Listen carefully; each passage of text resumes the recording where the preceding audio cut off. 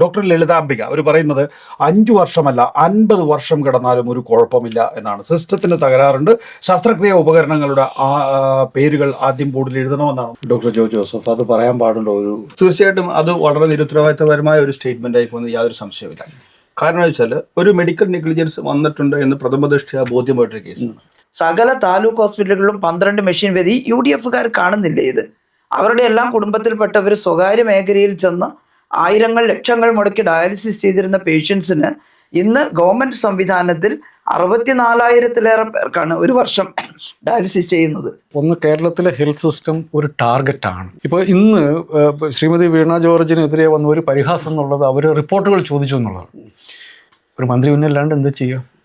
ഈ ഒരു medical negligence നടന്നു ആരോപണം ഉണ്ടായി കഴിയുമ്പോൾ ഉടനെ അയാളെ വെടിവെച്ച് കൊല്ലാൻ വേണ്ടിയിട്ട് ജില്ലാ പോലീസ് സൂപ്രണ്ടിനോട് പറയാൻ വേണ്ടത് ഏതൊരു മന്ത്രിക്കും അതല്ലേ ചെയ്യാനുള്ളൂ. അപ്പോൾ ഓരോ സംഭവം പ്രധാനപ്പെട്ടതാണ്, അതിനെക്കുറിച്ച് മന്ത്രി റിപ്പോർട്ട് തേടി എന്നുള്ളതിനെ പരിഹസിക്കുകയാണ്.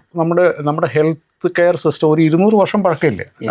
നമ്മൾ ആദ്യത്തെ വാക്സിനേഷൻ 1803-4 മറ്റോ തുടങ്ങിയതാണ്. അപ്പം 200 വർഷത്തിലധികം പഴക്കമുള്ള സിസ്റ്റത്തിന് മുകളിൽ നമ്മളൊരു പൊളിറ്റിക്കൽ എക്സിക്യൂട്ടീവിനെ കൊണ്ടുപോയി വെച്ചിരിക്കുന്ന സിസ്റ്റത്തിൽ തകരാറ് വരുമ്പം അത് പരിഹരിക്കാൻ വേണ്ടിയിട്ടാണ്. നമസ്കാരം.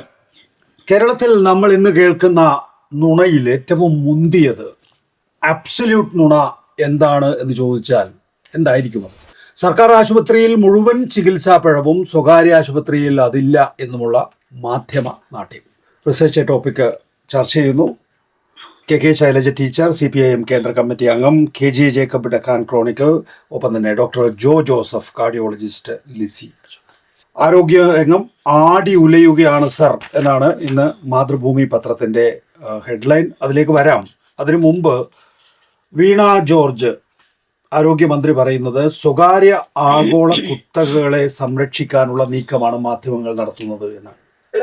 പ്രൈവറ്റ് ആശുപത്രികളിൽ വളരെ നല്ലതാണ് എന്ന് വരുത്തി തീർക്കുകയും പ്രൈവറ്റ് ആശുപത്രിയിലാണെങ്കിലും ഗവൺമെന്റ് സംവിധാനങ്ങളിലാണെങ്കിലും, ഞാൻ ഈ സ്വകാര്യ ആശുപത്രിയിലെ സംഭവം ചൂണ്ടിക്കാണിച്ചത് അവിടെ ഒരാളെയും ഞാൻ കണ്ടില്ലല്ലോ. അവിടെ ആംബുലൻസ് അയച്ചവരെയും കണ്ടില്ല, അവിടെ പ്രതികരിച്ചവരെയും കണ്ടില്ല, അവിടെ യൂത്ത് കോൺഗ്രസിനെ കണ്ടില്ല. അവിടെ ഒരു തരത്തിലുള്ള, അതായത് സർക്കാർ സംവിധാനങ്ങൾ അപ്പാടെ തകർച്ചയിലാണെന്ന് വരുത്തി തീർത്ത് കേരളത്തിലെ സ്വകാര്യ കുത്തകകളെ, കേരളത്തിലേക്ക് വന്ന് ഇൻവെസ്റ്റ് ചെയ്തിരിക്കുന്ന കുത്തകകളെ സഹായിക്കുന്നതിന് വേണ്ടിയിട്ടുള്ള, ആരോഗ്യ മേഖലയിൽ ഇൻവെസ്റ്റ് ചെയ്തിരിക്കുന്ന കുത്തകളെ സഹായിക്കുന്നതിന് വേണ്ടിയിട്ടുള്ള നിലപാടാണ് VD സതീശനും കൂട്ടരും എടുത്തിരിക്കുന്നത് എന്നുള്ളത് വളരെ കൃത്യമായിട്ടുള്ള ഒരു കാര്യമാണ്. ശ്രീമതി ശൈലജ ടീച്ചർ, നോക്കൂ, യഥാർത്ഥത്തിൽ നമ്മുടെ ആശുപത്രികളിൽ, സർക്കാർ ആശുപത്രികളിൽ 11.29 കോടി ആളുകളാണ് ചികിത്സക്കായി എത്തുന്നത്. ചികിത്സാ പിഴവ് പരാതിയായി 27 അതിൽ 26 മെഡിക്കൽ കോളേജുമായി ബന്ധപ്പെട്ടിട്ടുള്ളതാണ് എന്നും കണക്കുകളുണ്ട്. കേരളത്തിലേത് 5% ആവറേജ് പരാതി. ഇതിൽ തന്നെ ഉയർന്ന പരാതികളിൽ 92.34% പരാതികളും സ്വകാര്യ ആശുപത്രികളുമായി ബന്ധപ്പെട്ടവയാണ്. സർക്കാർ ആശുപത്രികളിൽ വെറും 7.36% മാത്രം. അപ്പോൾ ഞാനും ജേക്കബും ഒക്കെ ഭാഗമായിട്ടുള്ള മാധ്യമങ്ങളിൽ പക്ഷേ നമ്മൾ ഈ 92.34% പരാതികളെ കുറിച്ച് ഒന്നും കേൾക്കുന്നില്ല. 7.36% പരാതികളാണ് കേൾക്കുന്നത്. പിന്നെ നമുക്ക് ഈ സ്വകാര്യ നിക്ഷേപത്തിൻ്റെ കണക്കുകളുണ്ട്. ആഗോള നിക്ഷേപ കമ്പനികൾ KKR-ഉം അതുപോലെ ബ്ലാക്ക് സ്റ്റോണും അതുപോലെ TPG ഗ്രോത്തും ഒക്കെ തന്നെയും വലിയ തോതിൽ നിക്ഷേപം നടത്തിയിരിക്കുന്നു. നമ്മളിപ്പോൾ ChatGPT-യോടൊക്കെ ചോദിച്ചാൽ 6,000 കോടിയുടെ നിക്ഷേപമാണ് വളരെ കുറഞ്ഞ മാസങ്ങൾക്കുള്ളിലോ വർഷങ്ങൾക്കുള്ളിലോ വന്നിട്ടുള്ളത് എന്നുള്ളതാണ്. ഇതിനകത്ത് ഈ പറയുന്ന TPG ആണെങ്കിലും ബ്ലാക്ക് സ്റ്റോൺ ആണെങ്കിലും KKR ആണെങ്കിലും അടിസ്ഥാനപരമായി ഹോസ്പിറ്റൽ നടത്തുന്നവരല്ല. ഇവർ വിവിധ മേഖലകളിൽ, അതായത് റിയൽ എസ്റ്റേറ്റ് അടക്കമുള്ള വിവിധ മേഖലകളിൽ നിക്ഷേപം നടത്തി അതിൽ നിന്നുള്ള ലാഭം, അത്രയധികം വലിയ തോതിൽ ലാഭം കിട്ടുന്ന മേഖലയായിട്ട് കേരളത്തിലെ ആരോഗ്യരംഗം മാറിയിരിക്കുന്നു എന്നുള്ളതാണ്. ഞാൻ തന്നെ എല്ലാം പറയുന്നില്ല, പക്ഷേ എൻ്റെ ഉള്ളിൽ കുറേയധികം ആശങ്കകളുണ്ട് ഇതുമായി ബന്ധപ്പെട്ട്. ശൈലജ ടീച്ചർ, വളരെയേറെ ആശങ്കയുണ്ടാക്കുന്ന ഒരു കാര്യമാണത്. കേരളത്തിൽ ഈ KKR-ഉം അതുപോലെ ബ്ലാക്ക് സ്റ്റോൺ അടക്കമുള്ള കുത്തക കോർപ്പറേറ്റ് കമ്പനികൾ കേരളത്തിൻ്റെ ആരോഗ്യ മേഖലയെ വിഴുങ്ങുകയാണ് എന്നുള്ളതാണ്. പതിയെ നേരത്തെ കുറേശ്ശെ ഉണ്ടാവാം, പക്ഷേ അടുത്ത കാലത്താണ് ഭയാനകമായ തോതിൽ ഈ ഇൻവെസ്റ്റ്മെൻറ്റ് വിലക്ക് വാങ്ങൽ നടന്നിട്ടുള്ളത്. ഇതുണ്ടാക്കുന്ന അപകടം ചെറുതല്ല. ഇപ്പോൾ കേരളത്തിൻ്റെ ആരോഗ്യ സംവിധാനത്തിൻ്റെ ഒരു പ്രത്യേകതയുണ്ട്. അതിലേറ്റവും പ്രധാനം പബ്ലിക് ഹെൽത്ത് സിസ്റ്റമാണ് മുൻകൈയിലുള്ളത്. മേൽക്കോയ്മ പബ്ലിക് ഹെൽത്ത് സിസ്റ്റത്തിനാണ്. ഇപ്പോൾ വലിയ സ്വകാര്യ ആശുപത്രികളൊക്കെ ഉണ്ട് കേരളത്തിൽ. പക്ഷേ കോവിഡ് കാലത്ത് നമ്മൾ നന്നായിട്ട് മനസ്സിലാക്കിയിട്ടുള്ളതാണ്, പ്രൈമറി മുതൽ സെക്കൻഡറിയിലും ടേർഷ്യറിയിലും അതുപോലെ മെഡിക്കൽ കോളേജും നമുക്ക് പരന്നു കിടക്കുന്ന ആരോഗ്യ സംവിധാനങ്ങൾ കുറേ വർഷക്കാലമായിട്ട് നാം നടത്തിയ പരിശ്രമത്തിൻ്റെ ഭാഗമായിട്ടുണ്ടായതാണ്. അത്രയും വിപുലമായ പബ്ലിക് ഹെൽത്ത് സിസ്റ്റം ഇല്ലാത്തതിൻ്റെ ദോഷം മറ്റ് ജില്ലകൾ മറ്റ് സംസ്ഥാനങ്ങൾ അനുഭവിച്ചിട്ടുണ്ട്. അതിൻ്റെ ഏറ്റവും നല്ലൊരു ഉദാഹരണമായിരുന്നു കോവിഡ് കാലത്ത് തന്നെ മഹാരാഷ്ട്രയിലെ ആരോഗ്യമന്ത്രി രാജേഷ് തോപ്പെ വിളിച്ചിരുന്നു.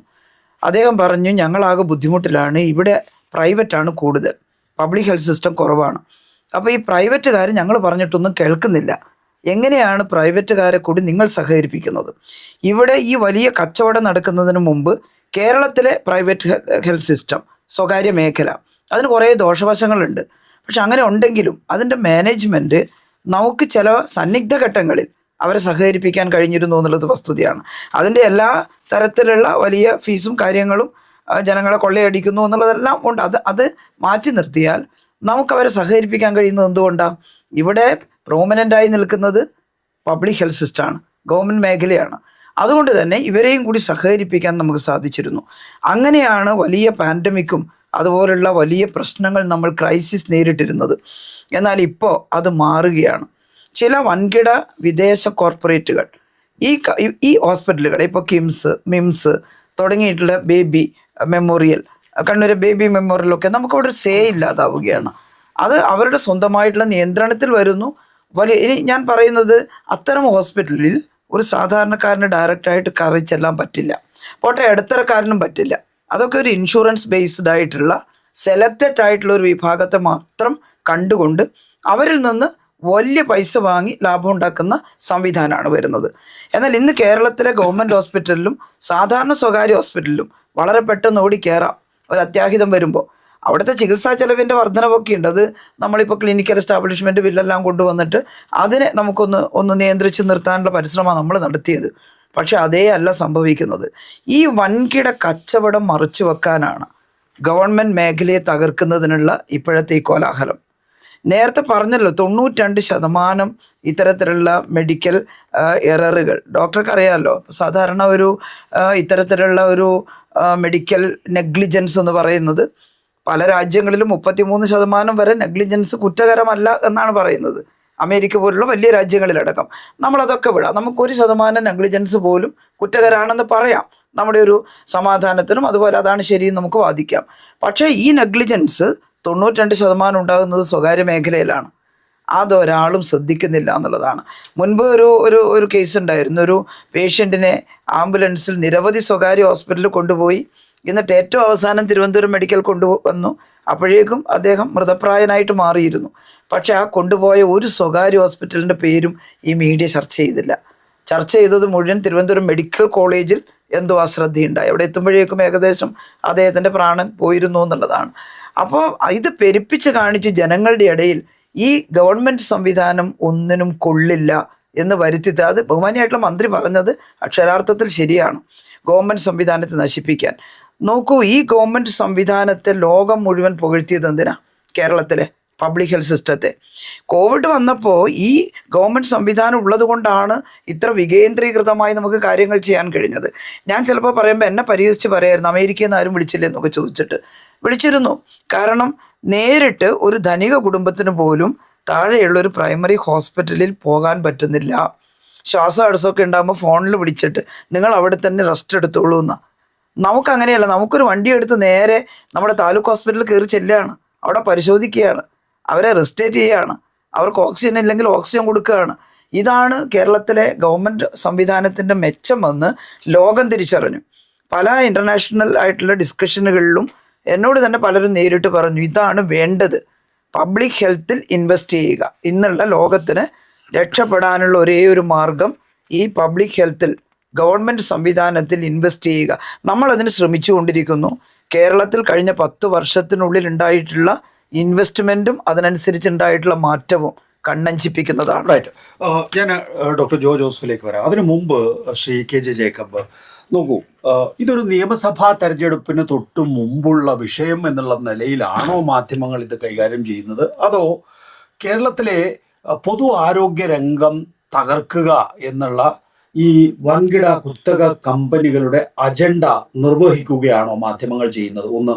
രണ്ട്, കേരളത്തിൽ UDF അധികാരത്തിൽ വരുന്നത് കൊണ്ടാണ് കൂടുതൽ മെച്ചപ്പെട്ട രീതിയിൽ ഈ പറയുന്ന കുത്തക കമ്പനികൾ ഇൻവെസ്റ്റ് ചെയ്യുന്ന വൻകിട ഹോസ്പിറ്റലുകൾക്ക് വളരാൻ സാധിക്കുക എന്നുള്ള ഒരു തോന്നൽ അവർക്കുണ്ടെങ്കിൽ സ്വാഭാവികമായിട്ടും അവർ UDF-ൽ ഇൻവെസ്റ്റ് ചെയ്യും, അതുപോലെ തന്നെ മാധ്യമങ്ങളിലും ഇൻവെസ്റ്റ് ചെയ്യും പരസ്യങ്ങളായി. ഇത് നികേഷ്, ആദ്യത്തെ ചോദ്യം രണ്ടും കൂടെ കൂടിയാണ്. ഇതിൻ്റെ അകത്ത് ഒന്ന്, കേരളത്തിലെ ഹെൽത്ത് സിസ്റ്റം ഒരു ടാർഗറ്റാണ്. ഇപ്പോൾ ഇന്ന് ശ്രീമതി വീണ ജോർജിനെതിരെ വന്ന ഒരു പരിഹാസം എന്നുള്ളത് അവർ റിപ്പോർട്ടുകൾ ചോദിച്ചു എന്നുള്ളതാണ്. ഒരു മന്ത്രി പിന്നല്ലാണ്ട് എന്ത് ചെയ്യുക? ഈ ഒരു മെഡിക്കൽ നെഗ്ലിജൻസ് നടന്നു ആരോപണം ഉണ്ടായി കഴിയുമ്പോൾ ഉടനെ അയാളെ വെടിവെച്ച് കൊല്ലാൻ വേണ്ടിയിട്ട് ജില്ലാ പോലീസ് സൂപ്രണ്ടോട് പറയാൻ വേണ്ടത് സ്വഭാവമുണ്ട്, എന്തെങ്കിലും പറ്റിയാൽ ഉടനെ റിപ്പോർട്ട് ചോദിക്കും. അവർ റിപ്പോർട്ട് ചോദിച്ചിട്ട് ഇപ്പോൾ കോഴിക്കോട് ഒരു സ്ത്രീക്ക് ഇത് ഒന്നും ചെറിയ കാര്യമായിട്ട് ഞാൻ കണക്കാക്കില്ല കേട്ടോ. കാരണം നമ്മളൊരു ഹോസ്പിറ്റലിൽ സർജറിക്ക് പോയി കഴിയുമ്പോൾ കത്രിയും കൊണ്ട് പോരാൻ വേണ്ടിയിട്ടല്ല നമ്മൾ ഹോസ്പിറ്റലിൽ പോകുന്നത്. ആ കാര്യത്തിൽ നമുക്ക് യാതൊരു തർക്കമില്ല. അതിലൊരു മന്ത്രിക്ക് എന്ത് ചെയ്യാൻ വേണ്ടി പറ്റും? അവർക്ക് ചെയ്യാൻ വേണ്ടി പറ്റുന്നത് ഇതെങ്ങനെ സംഭവിച്ചു എന്ന് അന്വേഷിക്കുക, അവർക്ക് ന്യായമായിട്ടുള്ള ഒരു നഷ്ടപരിഹാരം കൊടുക്കുക, പോലീസ് കേസ് രജിസ്റ്റർ ചെയ്യുക, അത് അന്വേഷണം. കാരണം ഇതിൻ്റെ അകത്ത് ഡോക്ടർമാരുടെ ഒരു കളിയുണ്ടെന്ന് കുട്ടിക്കും. ഇത് അവരും പറയുന്നില്ല എവിടെ വെച്ചാണ് സംഭവിച്ചത് എന്ന് അവരും പറയുന്നില്ല. പിന്നെ ഒരു മന്ത്രിക്ക് എന്ത് ചെയ്യാൻ പറ്റും? പോലീസ് ഇൻവെസ്റ്റിഗേഷൻ അവർ വിട്ടു. സംസ്ഥാന മന്ത്രിസഭ അവർക്കൊരു സൊല്യൂഷൻ പോലെ ഒരു 2 ലക്ഷം രൂപ കൊടുത്തു. ഏതൊരു മന്ത്രിക്കും അതല്ലേ ചെയ്യാനുള്ളൂ. അപ്പോൾ ഇത്തരം ഇൻസ്റ്റൻസസ് വെച്ചിട്ട് അപ്പോൾ ഓരോ സംഭവം പ്രധാനപ്പെട്ടതാണ്, അതിനെക്കുറിച്ച് മന്ത്രി റിപ്പോർട്ട് തേടി എന്നുള്ളതിനെ പരിഹസിക്കുകയാണ്. ഒരു ജനാധിപത്യത്തിൽ ഈ ഡോക്ടർ നമ്മുടെ ഹെൽത്ത് കെയർ സിസ്റ്റം ഒരു 200 വർഷം പഴക്കമില്ലേ? നമ്മൾ ആദ്യത്തെ വാക്സിനേഷൻ എന്ന് പറയുന്നത് 1803-ലോ 4-ലോ മറ്റോ തുടങ്ങിയതാണ്. അപ്പം 200 വർഷത്തിലധികം പഴക്കമുള്ള സിസ്റ്റത്തിന് മുകളിൽ നമ്മളൊരു പൊളിറ്റിക്കൽ എക്സിക്യൂട്ടീവിനെ കൊണ്ടുപോയി വെച്ചിരിക്കുന്ന സിസ്റ്റത്തിൽ തകരാറ് വരുമ്പം അത് പരിഹരിക്കാൻ വേണ്ടിയിട്ടാണ്. പക്ഷേ നമ്മൾ പട്ടാള ഭരണം അല്ലാത്തതുകൊണ്ട് നമുക്ക് വെടിവെച്ച് കൊല്ലാൻ പറ്റത്തുമില്ല. അപ്പം ഈ റിപ്പോർട്ട് എന്താണ് സംഭവിച്ചത് എന്ന് പൊളിറ്റിക്കൽ എക്സിക്യൂട്ടീവ് ചോദിക്കുമ്പം അത് പരിഹസിക്കുക എന്നുള്ളത് ഞാൻ കണ്ടിട്ടുള്ള മാധ്യമ പ്രവർത്തനത്തിൻ്റെ ഒരു ഭാഗത്തും അത് വരില്ല. അത് സത്യത്തിൽ ആ ഭരണാധികാരി, കാരണം നിങ്ങൾ ഈ പറഞ്ഞതുപോലെ 100 കണക്കിന്, ഇപ്പോൾ എൻ്റെ സുഹൃത്തായിട്ടുള്ള ഒരു സുപ്രീം കോടതി അഭിഭാഷകൻ പറഞ്ഞ അദ്ദേഹം കഴിഞ്ഞ 5 വർഷത്തിനുള്ളിൽ ഒരു മിനിമം 200 കേസുകളിൽ അദ്ദേഹം ഹോസ്പിറ്റലുകൾക്ക് വേണ്ടി ഹാജരായിട്ടുണ്ടെന്നുള്ളതാണ്. ഇവിടെയൊക്കെ എന്താണ് ചെയ്തത്? ഇത് കേരളത്തിലെ 2 കാര്യങ്ങളുണ്ട് നികേഷ്. ഇതിൻ്റെ അകത്ത് ഇടതുമുന്നണിക്ക് മാത്രം ചെയ്യാൻ പറ്റുന്ന ചില കാര്യങ്ങളുണ്ട്. ടീച്ചർ അത് പറയുന്നതാണ് എനിക്ക്. നമ്മൾ ഹൃദയം പ്രോജക്റ്റ് എങ്ങനെയാണ് നമ്മൾ കൺസീവ് ചെയ്തത് എന്നുള്ളത്. ഇതിനോടൊരു കമ്മിറ്റ്മെൻറ്റ് വേണം, മനുഷ്യജീവനോടൊരു കമ്മിറ്റ്മെൻറ്റ് വേണം. ഇപ്പം ഞാൻ ഉദാഹരണം പറയാറുണ്ട്. മുഖ്യമന്ത്രി പിണറായി വിജയൻ്റെ വീട്ടിൽ 13 മക്കളുണ്ടായിട്ട് 2 പേരാണ് സർവൈവ് ചെയ്തത്. എന്ന് വെച്ചാൽ 11 പേര് മരിച്ചു. 13 പേരിൽ 11 പേര് മരിച്ചു. ഇന്ന് കേരളത്തിൽ 1000 കുട്ടികൾ ജനിക്കുമ്പോൾ 5 പേരാണ് മരിക്കുന്നത്. നമ്മൾ ഇവിടെ ഇങ്ങനെ എത്തിച്ചേർന്നത് നമ്മൾ പബ്ലിക് ഹെൽത്തിൽ നടത്തിയ വലിയ ഇൻവെസ്റ്റ്മെൻറ്റിൻ്റെ ഭാഗമാണ്. നമ്മൾ 5 എന്ന് പറയുന്നത് യുണൈറ്റഡ് സ്റ്റേറ്റ്സിലുള്ള നമ്പറാണ്. 5.7 യുണൈറ്റഡ് സ്റ്റേറ്റ്സിൽ നമ്മൾ അവിടെ ഇതെങ്ങനെ സംഭവിക്കുന്നു? ഇത് ഈ സിസ്റ്റം റോബസ്റ്റാണ്. അപ്പോൾ അതിൻ്റെ ഇടയ്ക്ക് പിഴവുകൾ നടക്കാൻ വേണ്ടി പാടില്ല. പിഴവുകൾ ഉണ്ടായാലും അതിൻ്റെ കുറ്റക്കാരെ കണ്ടുപിടിക്കണം, അത് ഐഡന്റിഫൈ ചെയ്യണം. വലിയ അപരാധമാണ് ചെയ്തത്. തർക്കം ഉണ്ടാവില്ല അല്ലേ ടീച്ചറെ? അല്ലേ, ഒരു നമ്മുടെ വയറ്റിനുള്ളിൽ ഒരു സാമഗ്രി, ശസ്ത്രക്രിയാ സാമഗ്രി വെക്കുക, എന്നിട്ട് അതിന്റെ മേലധ്യക്ഷ പറയാ ഇത് 50 വർഷം കിടന്നാലും ഒരു കുഴപ്പമില്ല. മെഡിക്കലി ചിലപ്പോൾ ഒരു വാലിഡ് ആയിട്ടുള്ള ആർഗ്യുമെന്റ് ആയിരിക്കും. പക്ഷെ ഒരു പൊളിറ്റിക്കൽ എക്സിക്യൂട്ടീവിനെ സംബന്ധിച്ചിടത്തോളം ഇതേ ചെയ്യാനുള്ളൂ. അവരെ സംബന്ധിച്ച് വസ്തുത എന്താണെന്ന് അറിഞ്ഞിട്ട് അതിന്റെ പുറത്ത് തീരുമാനം എടുക്കാൻ വേണ്ടിയിട്ടാണ് അവരവിടെ വെച്ചിരിക്കുന്നത്. അത് ചെയ്തത് പരിഹസിക്കാൻ വേണ്ടി ചെയ്യുകയാണ്. അപ്പോൾ ഇതിനകത്ത് ഒരു കാര്യം കൂടി, രണ്ടാമത്തെ കാര്യം എനിക്ക് തോന്നുന്നത്, ഈ കഴിഞ്ഞ 10 വർഷത്തിനുള്ളിൽ നമ്മൾ ഹെൽത്ത് കെയർ ഇൻഫ്രാസ്ട്രക്ചർ, നിങ്ങളിപ്പോൾ പറഞ്ഞാൽ 6000 കോടി എന്ന് പറയാം, നമ്മൾ ഒക്കെ പ്രൈവറ്റ്, അതിൽ കൂടുതൽ പണം സംസ്ഥാന സർക്കാർ ഇൻവെസ്റ്റ് ചെയ്തിട്ടുണ്ട്. നമ്മൾ വലിയ ആശുപത്രികൾ പണിതിട്ടുണ്ട്. ഇപ്പോൾ കൊച്ചിയിൽ ഞാൻ ക്യാൻസർ സെൻ്ററിൻ്റെ അടുത്താണ് ഞാൻ താമസിക്കുന്നത്. 450 കോടിയോളം മുടക്കുണ്ട്. ഈ ഒരു ഫേസിൽ നമ്മൾ വലിയ ഇൻഫ്രാസ്ട്രക്ചർ ഉണ്ടാക്കിയിട്ടുണ്ട്. ഒരു സർക്കാർ കൂടി വരികയാണെങ്കിൽ നമ്മൾ ഇപ്പോൾ എനിക്കൊന്ന് കൂടുതൽ ഡോക്ടർമാരെ കൂടി നിയമിക്കുകയാണെങ്കിൽ നമ്മൾ കാണുന്ന ലോകത്തിലെ best public health care system അവിടെയാണ് കെ ജേക്കബ് ഞാൻ ചോദിച്ചത്. അതായത് UDF അധികാരത്തിൽ വരിക എന്ന ലക്ഷ്യം ഈ അവസാന ഘട്ടത്തില് ഈ മരുന്നുകൾ പറയുന്ന ആഗോള കമ്പനികൾക്കുണ്ടോ? താങ്കൾക്ക് നേരിട്ട് പറയാൻ കഴിയില്ലെങ്കിൽ അല്ല, അത് നമ്മളത് ആലോചിച്ചാൽ മതി. എന്തുകൊണ്ട് ഇത്രയധികം എതിർപ്പ് വരുന്നു? ഇപ്പം നമ്മൾ ഹാർഡ്വെയർ വാങ്ങിക്കഴിഞ്ഞു, നമുക്കിനി സോഫ്റ്റ്വെയർ ആണ് വേണ്ടത്. നമ്മൾ ഇനി ഡോക്ടർമാരെ നിയമിക്കണം, എക്യുപ്മെൻറ്റ് മേടിക്കണം, കെട്ടിടങ്ങൾ, വലിയ കെട്ടിടങ്ങൾ, ചോർന്നു നിൽക്കുന്ന കെട്ടിടങ്ങൾ മാറ്റുമ്പോൾ വലിയ കെട്ടിടങ്ങൾ. പക്ഷെ നമ്മളിനി ഒരു സർക്കാർ കൂടി അവർ അത് ചെയ്യും. ഞാനതാ പറയും, ഹൃദയം പ്രോജക്റ്റ് എങ്ങനെ കൺസീവ് ചെയ്തു എന്നുള്ളത് ശൈലജ ടീച്ചർ പറയും. ഇത് ചെയ്യണമെന്നുണ്ടെങ്കിൽ നമ്മൾ ഒരു കാര്യം കൂടെ ഓർക്കണം. ഇപ്പം ഇന്നാണ് ശ്രീമതി വീണ ജോർജ് പറയുന്നത് കോട്ടയം മെഡിക്കൽ കോളേജിൽ ഉണ്ടായിരുന്ന കെട്ടിടം UDFൻ്റെ സമയത്ത് പണിതാണ്. ഞാൻ ആ കോളേജിൽ പോയിട്ടുണ്ട്, മെഡിക്കൽ കോളേജ്. ഇത് കാണാൻ വേണ്ടി തന്നെ പോയി. 60 വർഷം പഴക്കമുള്ള ഡിസ്യൂസ് ആയിട്ടുള്ള ആ കെട്ടിടം ഇപ്പോഴും അവിടെ നിൽപ്പുണ്ട്. 12 വർഷം പഴക്കമുള്ള കെട്ടിടം ഇടിഞ്ഞു വീണു. ഇതാണ് UDF ഇതിൻ്റെ പുറത്തുള്ള കമ്മിറ്റ്മെൻറ്റ്. ഒരു ഇടതുപക്ഷ സർക്കാർ കൂടി വന്നാൽ ഈ ഇൻവെസ്റ്റ്മെൻറ്റൊക്കെ ബുദ്ധിമുട്ടിലാവും. അതിൻ്റെ റിഫ്ലക്ഷൻ ഈ ആരോഗ്യമന്ത്രിക്ക് നേരെയുള്ള ടാർഗറ്റഡ് ആയിട്ടുള്ള അറ്റാക്കിന് പുറകിലുണ്ട് എന്ന് സംശയിക്കാൻ എനിക്ക് യാതൊരു സംശയവും. വീണ ജോർജിനോട് വ്യക്തിപരമായി മാധ്യമങ്ങൾക്ക് ഒരു വിദ്വേഷമുള്ളതുപോലെ തോന്നി. അതിലേക്ക് വരാം. താങ്കളടക്കം ഈ മാധ്യമ ലോകത്ത് ജീവിക്കുന്ന ആളാണല്ലോ. അസൂയ എത്ര കണ്ട് കണ്ണിൽ നിഴലിക്കുമെന്ന് നോക്കണം KJ ജേക്കബിന്റെ, എന്നെ സംബന്ധിച്ചിടത്തോളം. ഏതായാലും നമുക്ക് വീണ ജോർജ് പറയുന്നത് കോട്ടയം മെഡിക്കൽ കോളേജിന്റെ കെട്ടിടം ഇടിഞ്ഞു വീണപ്പോൾ 2012 ആ കെട്ടിടം നിർമ്മിച്ചത്. മെഡിക്കൽ കോളേജിൽ അവിടെ കെട്ടിടം ഇടിഞ്ഞ് വീണപ്പോ എന്റെ വീടിന്റെ അവിടേക്ക് ശവപ്പെട്ടിയുമായിട്ട് യൂത്ത് കോൺഗ്രസ് വന്നു. അന്ന് വാസ്തവത്തിൽ വളരെ സാധുവായിട്ടുള്ള ഒരു വീട്ടമ്മ മരണപ്പെട്ട, എനിക്ക് വളരെ വേദന ഉണ്ടാക്കിയ ഒരു സംഭവത്തിൽ ഞാൻ അന്ന് ഒന്നും വേണ്ടിയില്ല. ഈ 2010 ആ കെട്ടിടം 2012 ശിവകുമാറിന്റെ കാലത്ത് നിർമ്മിച്ച കെട്ടിടമാണ് ഇടിഞ്ഞു വീണത്. ആ ശിവകുമാറിന്റെ എതിരെയുള്ള പ്രതിഷേധം ഇവർ നടത്തിയോ? അന്ന് എന്റെ വീടിന് നേരെയും എനിക്ക് നേരെയും ആക്രമണമോ അതിക്രമമോ നടത്താൻ ഇവർ ശ്രമിച്ചില്ലേ? അപ്പോ അവരുടെ അന്നത്തെ ആരോഗ്യമന്ത്രിക്കെതിരെ ഇവർ ആക്രമണം നടത്തിയോ? അല്ലെങ്കിൽ ഇവര് റീത്ത് വെച്ചോ? ഇവർ ശവപ്പെട്ടിയുമായിട്ട് പോയോ? പക്ഷെ അത് ഇന്നാണ് പറയുന്നത് എന്ന് പറയുമ്പോൾ അന്ന് എന്തുകൊണ്ടത് പറഞ്ഞില്ല എന്നുള്ളത് ആരോഗ്യ മന്ത്രാലയം തന്നെ അത് വിശദീകരിക്കേണ്ടതാണ്. ഡോക്ടർ ലളിതാംബിക അവർ പറയുന്നത് 5 വർഷമല്ല 50 വർഷം കിടന്നാലും ഒരു കുഴപ്പമില്ല എന്നാണ്. സിസ്റ്റത്തിന് തകരാറുണ്ട്. ശസ്ത്രക്രിയ ഉപകരണങ്ങളുടെ പേരുകൾ ആദ്യം ബോർഡിൽ എഴുതണമെന്നാണ്. നോക്കാം, അതും കൂടെ കേട്ട് 5 അല്ല 50 വർഷം ജീവിച്ചാലും ഒന്നും സംഭവിക്കത്തില്ല. അത് യൂറിനറി സ്റ്റോണിന്റെ വേദനയാണ്. ഇതിപ്പം ഈ ഒരു സിംറ്റം വന്നുകൊണ്ട് കണ്ടുപിടിച്ചു. ഡോക്ടർ ജോസഫ് അത് പറയാൻ പാടുണ്ടോ? തീർച്ചയായിട്ടും അത് വളരെ നിരുത്തരവാദിത്തപരമായ ഒരു സ്റ്റേറ്റ്മെന്റ് ആയി പോകുന്നത് യാതൊരു സംശയമില്ല. കാരണം വെച്ചാൽ ഒരു മെഡിക്കൽ നെഗ്ലിജൻസ് വന്നിട്ടുണ്ട് എന്ന് പ്രഥമദൃഷ്ട്യാ ബോധ്യമായിട്ടൊരു കേസാണ്. അങ്ങനെയുള്ളപ്പോൾ അത് എവിടെ സംഭവിച്ചു എന്ന് കൃത്യമായിട്ട് മനസ്സിലാക്കി അതിന് നടപടികൾ എടുക്കുകയാണ് വേണ്ടിയിരുന്നത്. ആ പ്രസ്താവന തീർച്ചയായിട്ടും ഒരു ഡോക്ടറിന്റെ ഭാഗത്തു നിന്ന് ഒരിക്കലും പ്രതീക്ഷിക്കാവുന്നതല്ല.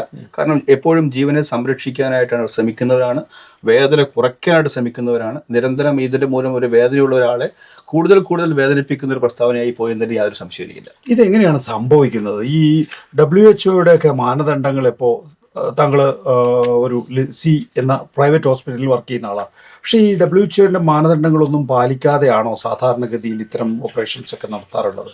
തീർച്ചയായിട്ടും ഇതിനകത്ത് ഈ ആർട്ടറി ഫോർസെപ്സ് അല്ലേ? അതെ, കാരണം വെച്ചാൽ ചില സ്പെഷ്യാലിറ്റീസ് കൂടുതലായിട്ട് വൾണറബിൾ ആയിട്ടുള്ള സ്പെഷ്യാലിറ്റീസ് ആണ്. പ്രത്യേകിച്ച് സർജിക്കൽ സ്പെഷ്യാലിറ്റീസ്. ഏതൊരു കണക്കുകൾ പരിശോധിക്കുകയാണെങ്കിലും ഏറ്റവും അധികം കൂടുതൽ സാധ്യതയുള്ളത് സർജിക്കൽ സ്പെഷ്യാലിറ്റീസ് ആണ്. പ്രത്യേകിച്ച് അബ്ഡോമിനൽ സർജറിയുമായിട്ട് ബന്ധപ്പെടുന്ന പ്രശ്നങ്ങൾ. ഒന്ന് ഗൈനക്കോളജി, ഗ്യാസ്ട്രോ എൻട്രോളജി. ഇവിടെയൊക്കെയാണ് ഇങ്ങനെയുള്ള സാധനങ്ങൾ, പ്രത്യേകിച്ച് ആർട്ടറി ഫോർസെപ്സ് അല്ലെങ്കിൽ ഗോസുകൾ, മോപ്സുകൾ ഒക്കെ നഷ്ടപ്പെടാനുള്ള സാധ്യതയുണ്ട്. അതിനകത്ത് സിസ്റ്റമാറ്റിക് ആയിട്ടുള്ള മാനേജ്മെന്റ് പ്രോട്ടോകോൾസും ഉണ്ട്. അത് ചെയ്യുന്ന surgeon, anaesthetist, scrub nurse, floor nurse എല്ലാം കൃത്യമായി വെരിഫൈ ചെയ്ത് എല്ലാവരും ഒപ്പിട്ടിട്ടുള്ള ഒരു പ്രോട്ടോകോൾ സിസ്റ്റംസ് ഉണ്ട്. അവിടെ പല കാരണങ്ങളാൽ ഒരുപക്ഷെ ആ പ്രോട്ടോകോൾ പൂർണ്ണമായി പാലിക്കാൻ സാധിച്ചിട്ടുണ്ടാവില്ല. അതാണ് അവിടെ സംഭവിച്ചിരിക്കുന്നതും. അതുകൊണ്ട് ഇതെങ്ങും നടക്കാത്തതായിട്ട് കരുതുകയേ വേണ്ട. മനസ്സിലായി? തീർച്ചയായിട്ടും വളരെ അപൂർവമായി നടക്കുന്നതുമാണ്. നമ്മളൊരു കാര്യം മനസ്സിലാക്കുക, നമ്മൾ പബ്ലിക് ഹെൽത്ത് സിസ്റ്റത്തിൽ മുമ്പ് പറഞ്ഞതുപോലെ ഏകദേശം 11 കോടി ജനങ്ങൾ OP ബേസിസിൽ ചികിത്സ എടുക്കുന്നു. 7.5 ലക്ഷത്തോളം IP പേഷ്യൻസ്, 2.5 ലക്ഷത്തോളം മേജർ ഓപ്പറേഷൻസ് ഓരോ വർഷവും നമ്മുടെ പബ്ലിക് ഹെൽത്ത് സെക്ടറിൽ മാത്രം നടക്കുകയാണ്. ആ സെക്ടർ നടക്കുന്നത് അങ്ങനെയുള്ളപ്പോൾ അപൂർവമായി ഉണ്ടാകുന്ന ഒരു ഇൻസിഡന്റിനെ പെരുപ്പിച്ച് കാണിക്കുന്നത് തീർച്ചയായിട്ടും രാഷ്ട്രീയ ലക്ഷ്യമുണ്ട് എന്നതിന് യാതൊരു സംശയവും. LISI ഒക്കെ അല്ലെങ്കിൽ താങ്കൾ എന്ന ഒരു കാർഡിയോളജിസ്റ്റ് തന്നെ ഹൃദയമാറ്റ ശസ്ത്രക്രിയയുടെ ഒക്കെ ഭാഗമായി ഇപ്പോഴും പ്രവർത്തിക്കുന്ന ആളാണ്. നോക്കൂ, ഇതിപ്പോൾ ജനറൽ ആശുപത്രികൾക്ക് ചെയ്യാൻ പറ്റും. എങ്ങനെയാണ്? ഞാനിപ്പോഴും നമ്മളെപ്പോഴും സിസ്റ്റത്തിന്റെ ഫെയിലിയറിനെ കുറിച്ച് പറയുമ്പോൾ തന്നെ അതേസമയം ഈ സിസ്റ്റം എത്രമാത്രം എഫിഷ്യന്റ് ആണ്, അതുപോലെ തന്നെ ഈ സിസ്റ്റം എത്രമാത്രം ഇൻക്ലൂസീവ് ആണ് ഞാൻ പറയും. കാരണം ജനറൽ ആശുപത്രിയിലാണ് ഒരു മാസം മുമ്പ് ദുർഗാകാമിയുടെ ഹൃദയമാറ്റ ശസ്ത്രക്രിയ. ആ ശസ്ത്രക്രിയ ഡയറക്റ്റ് ആയിട്ട് അല്ലെങ്കിൽ ഇൻഡയറക്റ്റ് ആയിട്ട് പല പ്രാവശ്യം ഇൻവോൾവ് ആയ ഒരാളെന്ന ഞാൻ പറയുകയാണ്. ആ പെൺകുട്ടിയെ 28 ദിവസത്തോളമാണ് എക്മോ എന്ന് പറയുന്ന ഒരു മെഷീനിൽ വെച്ചിരുന്നത്. 28. കാരണം ഹൃദയത്തിന്റെ വലിയ ട്യൂബുകൾ ആദ്യം സെൻട്രൽ എക്മോ എന്ന് ഉപയോഗിച്ചു. സെൻട്രൽ എക്മോ എന്ന് പറയുമ്പോൾ ഹൃദയം തുറന്ന് നെഞ്ചുകൂട് തുറന്നിട്ട് അത് ചില പൈപ്പുകളിൽ കൂടെ ഈ ഒരു മെഷീനോട് ഘടിപ്പിക്കുകയും അതിനുശേഷം അത് കുറച്ചുകൂടി ബെറ്റർ ആയി കഴിഞ്ഞപ്പോഴത്തേക്ക് പെരിഫറൽ എക്മോയിലോട്ട് മാറ്റുകയും ചെയ്തു. 28 ദിവസം ഒരാളെ എക്മോയിൽ കീപ്പ് ചെയ്യുക എന്ന് പറയുന്നത് അത്ര എഫിഷ്യൻ്റ് ആയിട്ടുള്ള സിസ്റ്റത്തിൽ അല്ലാതെ വേറെ എങ്ങും പറ്റുകയില്ല. എക്മോയിലൂടെ പോകുമ്പോഴത്തേക്ക് പല കാര്യങ്ങളും സംഭവിക്കാം. ഇൻഫെക്ഷൻസ് ഉണ്ടാകും, കാരണം ബ്ലഡ് മുഴുവൻ വേറെ സർക്യൂട്ടിൽ പോവുകയാണ്.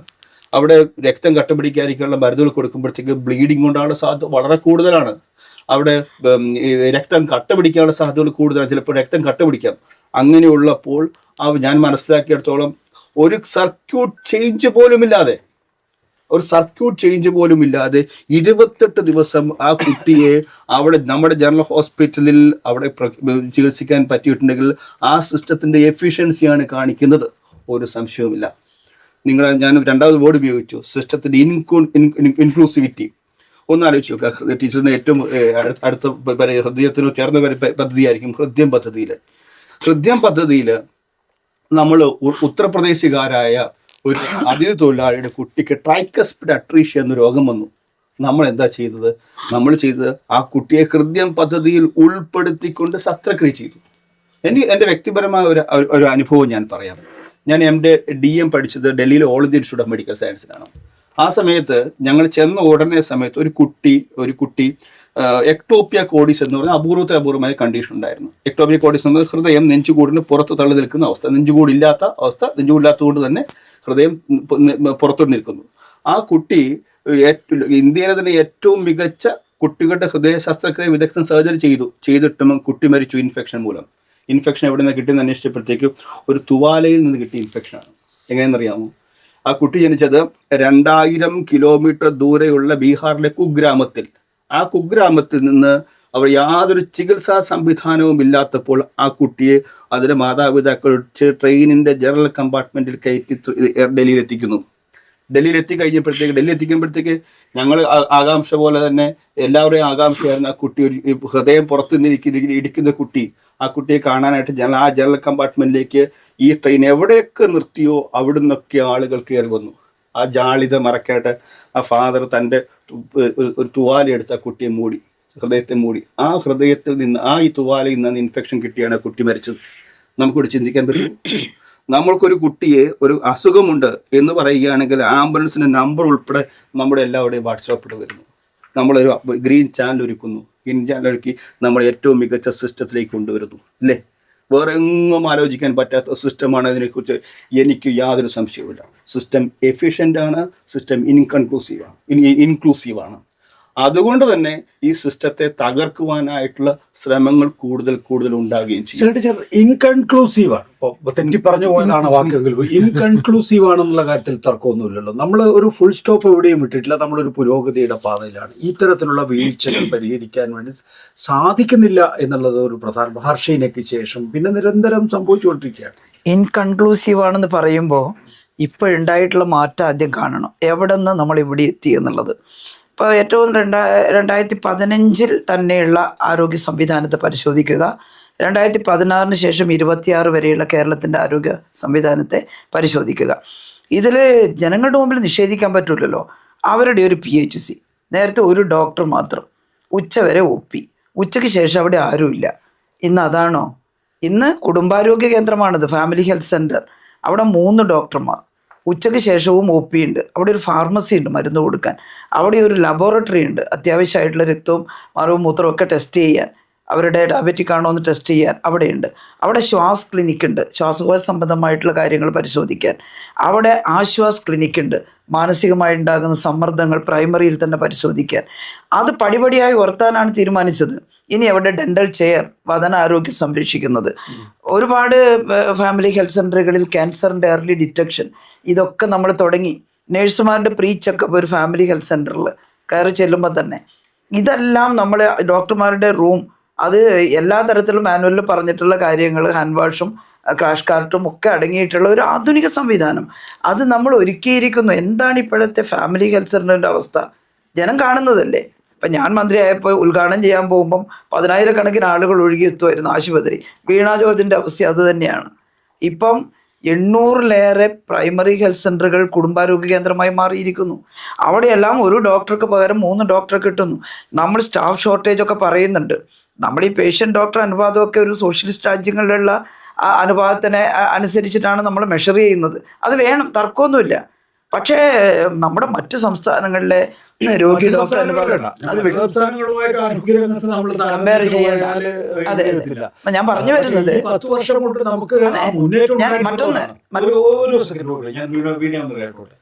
ഇവരുടെ കാലത്ത് ആരോഗ്യമന്ത്രി, അന്നത്തെ ആരോഗ്യമന്ത്രി തിരുവനന്തപുരം മെഡിക്കൽ കോളേജിൽ പോയി തുടയല് പൊട്ടി പോയിട്ട് സങ്കീർണമായിട്ട് അവിടെ നിന്ന് ഇറങ്ങി ഓടുന്ന സ്ഥിതിയാണ് ഉണ്ടായത്. ഇവരുടെ കാലത്ത് കരൾ മാറ്റിവെക്കൽ ശസ്ത്രക്രിയ ശ്രമിച്ചു തിരുവനന്തപുരം മെഡിക്കൽ കോളേജിൽ. ഒരു സൗകര്യമില്ലാതെ രോഗി നിർഭാഗ്യകരമായി മരണപ്പെടുന്നു പോയ സാഹചര്യം ഉണ്ടായി. ഇവരുടെ കാലത്ത് ആരോഗ്യ മേഖലയിൽ ഇത്ര വലിയ തകർച്ചയുണ്ടായി. ആ തകർച്ചയിൽ നിന്ന് ആരോഗ്യ മേഖലയെ കൈപിടിച്ചുയർത്തിയത് ഇടതുപക്ഷമാണ്. ഒരു സിസ്റ്റം ഉണ്ടാക്കിയത് ഇടതുപക്ഷമാണ്. കറക്റ്റ്. അതാണ് ഞാൻ പറഞ്ഞു വരുന്നത്. ഒരു സിസ്റ്റം ഉണ്ടാക്കിയത് ഇടതുപക്ഷമാണ്, മിനിസ്റ്റർ പറഞ്ഞതുപോലെ. അതാണ് ഞാൻ പറഞ്ഞത്. ഇതിൽ താലൂക്ക് ഹോസ്പിറ്റൽ, നേരത്തെ ബഹുമാന്യായിട്ട് വീണ ജോർജ് പറഞ്ഞല്ലോ, 12 വർഷമായ പഴക്കായ കെട്ടിടം തകർന്നു വീണു എന്നുള്ളത്. കെടുകാര്യസ്ഥയായിരുന്നു അവരുടെ കാലത്ത്. മാത്രമല്ല കുറേ കെട്ടിടങ്ങൾ 10, 30, 40 വർഷമുള്ളത് ഉണ്ടായിരുന്നു. അതേതെങ്കിലും ഒന്ന് മാറ്റി പണിയാൻ UDFൻ്റെ കാലത്ത് തയ്യാറായിരുന്നോ? അവർ ശ്രദ്ധിച്ചിട്ടേ ഇല്ല. ചോർന്നൊലിക്കുന്നതാണെങ്കിൽ ചോർന്നൊലിക്കുന്നത്. എത്ര ആളുകളാണ് ഗവൺമെൻറ് സംവിധാനത്തിൽ വന്നിരുന്നത്? 2016 33% ആളുകളെ ഗവൺമെൻറ് ഹോസ്പിറ്റലിനെ ആശ്രയിച്ചിരുന്നുള്ളൂ. വിശ്വാസ്യത കുറവായിരുന്നു. ആളുകൾക്ക് ആശുപത്രി വിശ്വാസക്കുറവ് മാത്രമല്ല, ഈ സംവിധാനത്തിൽ വർക്ക് ചെയ്യുന്നവർക്ക് ആത്മവിശ്വാസക്കുറവുണ്ടായിരുന്നു. ഒരുപാട് ആളുകൾ ഗവൺമെൻറ് സംവിധാനം വിട്ട് വെളിയിലേക്കൊക്കെ പോയിക്കൊണ്ടിരിക്കുന്ന ഒരു കാലഘട്ടം കൂടിയായിരുന്നു അത്. അതാണ് നമ്മൾ തിരിച്ചു പിടിച്ചത്. ഇന്ന് ഗവൺമെൻറ് സംവിധാനത്തിൽ വർക്ക് ചെയ്യാൻ ഒരു ആത്മവിശ്വാസം അവിടെ വർക്ക് ചെയ്യുന്നവർക്കുണ്ട്. നല്ല പ്രൊട്ടക്ഷൻ ഉണ്ട്. മാത്രമല്ല നല്ല സംവിധാനമുണ്ട്. എന്നോട് തുടക്കത്തിൽ ഒരു ചെറുപ്പക്കാരൻ പറഞ്ഞൊരു ഓർമ്മയുണ്ട് എനിക്ക്. ഒരു പ്രൈമറി ഹോസ്പിറ്റലിലേക്ക് പോകുമ്പോൾ, മാഡം ഞാനവിടെ ജോയിൻ ചെയ്യാൻ പോയി, പക്ഷേ അവിടെ ഒരു കറങ്ങുന്ന കസേര പോലും ഇല്ല ഇരിക്കാൻ. MBBS കഴിഞ്ഞ് വന്ന ഉടനെയുള്ളൊരു കുട്ടിയാണ്. ഇന്ന് അതല്ല. ഇന്ന് ഞാൻ നേരത്തെ പറഞ്ഞതുപോലെ പ്രൈമറിയിൽ തന്നെ അതിമനോഹരമായിട്ടുള്ള സംവിധാനമാണ്. ഒരു ഡോക്ടർക്ക് കംഫർട്ടബിളാണ്.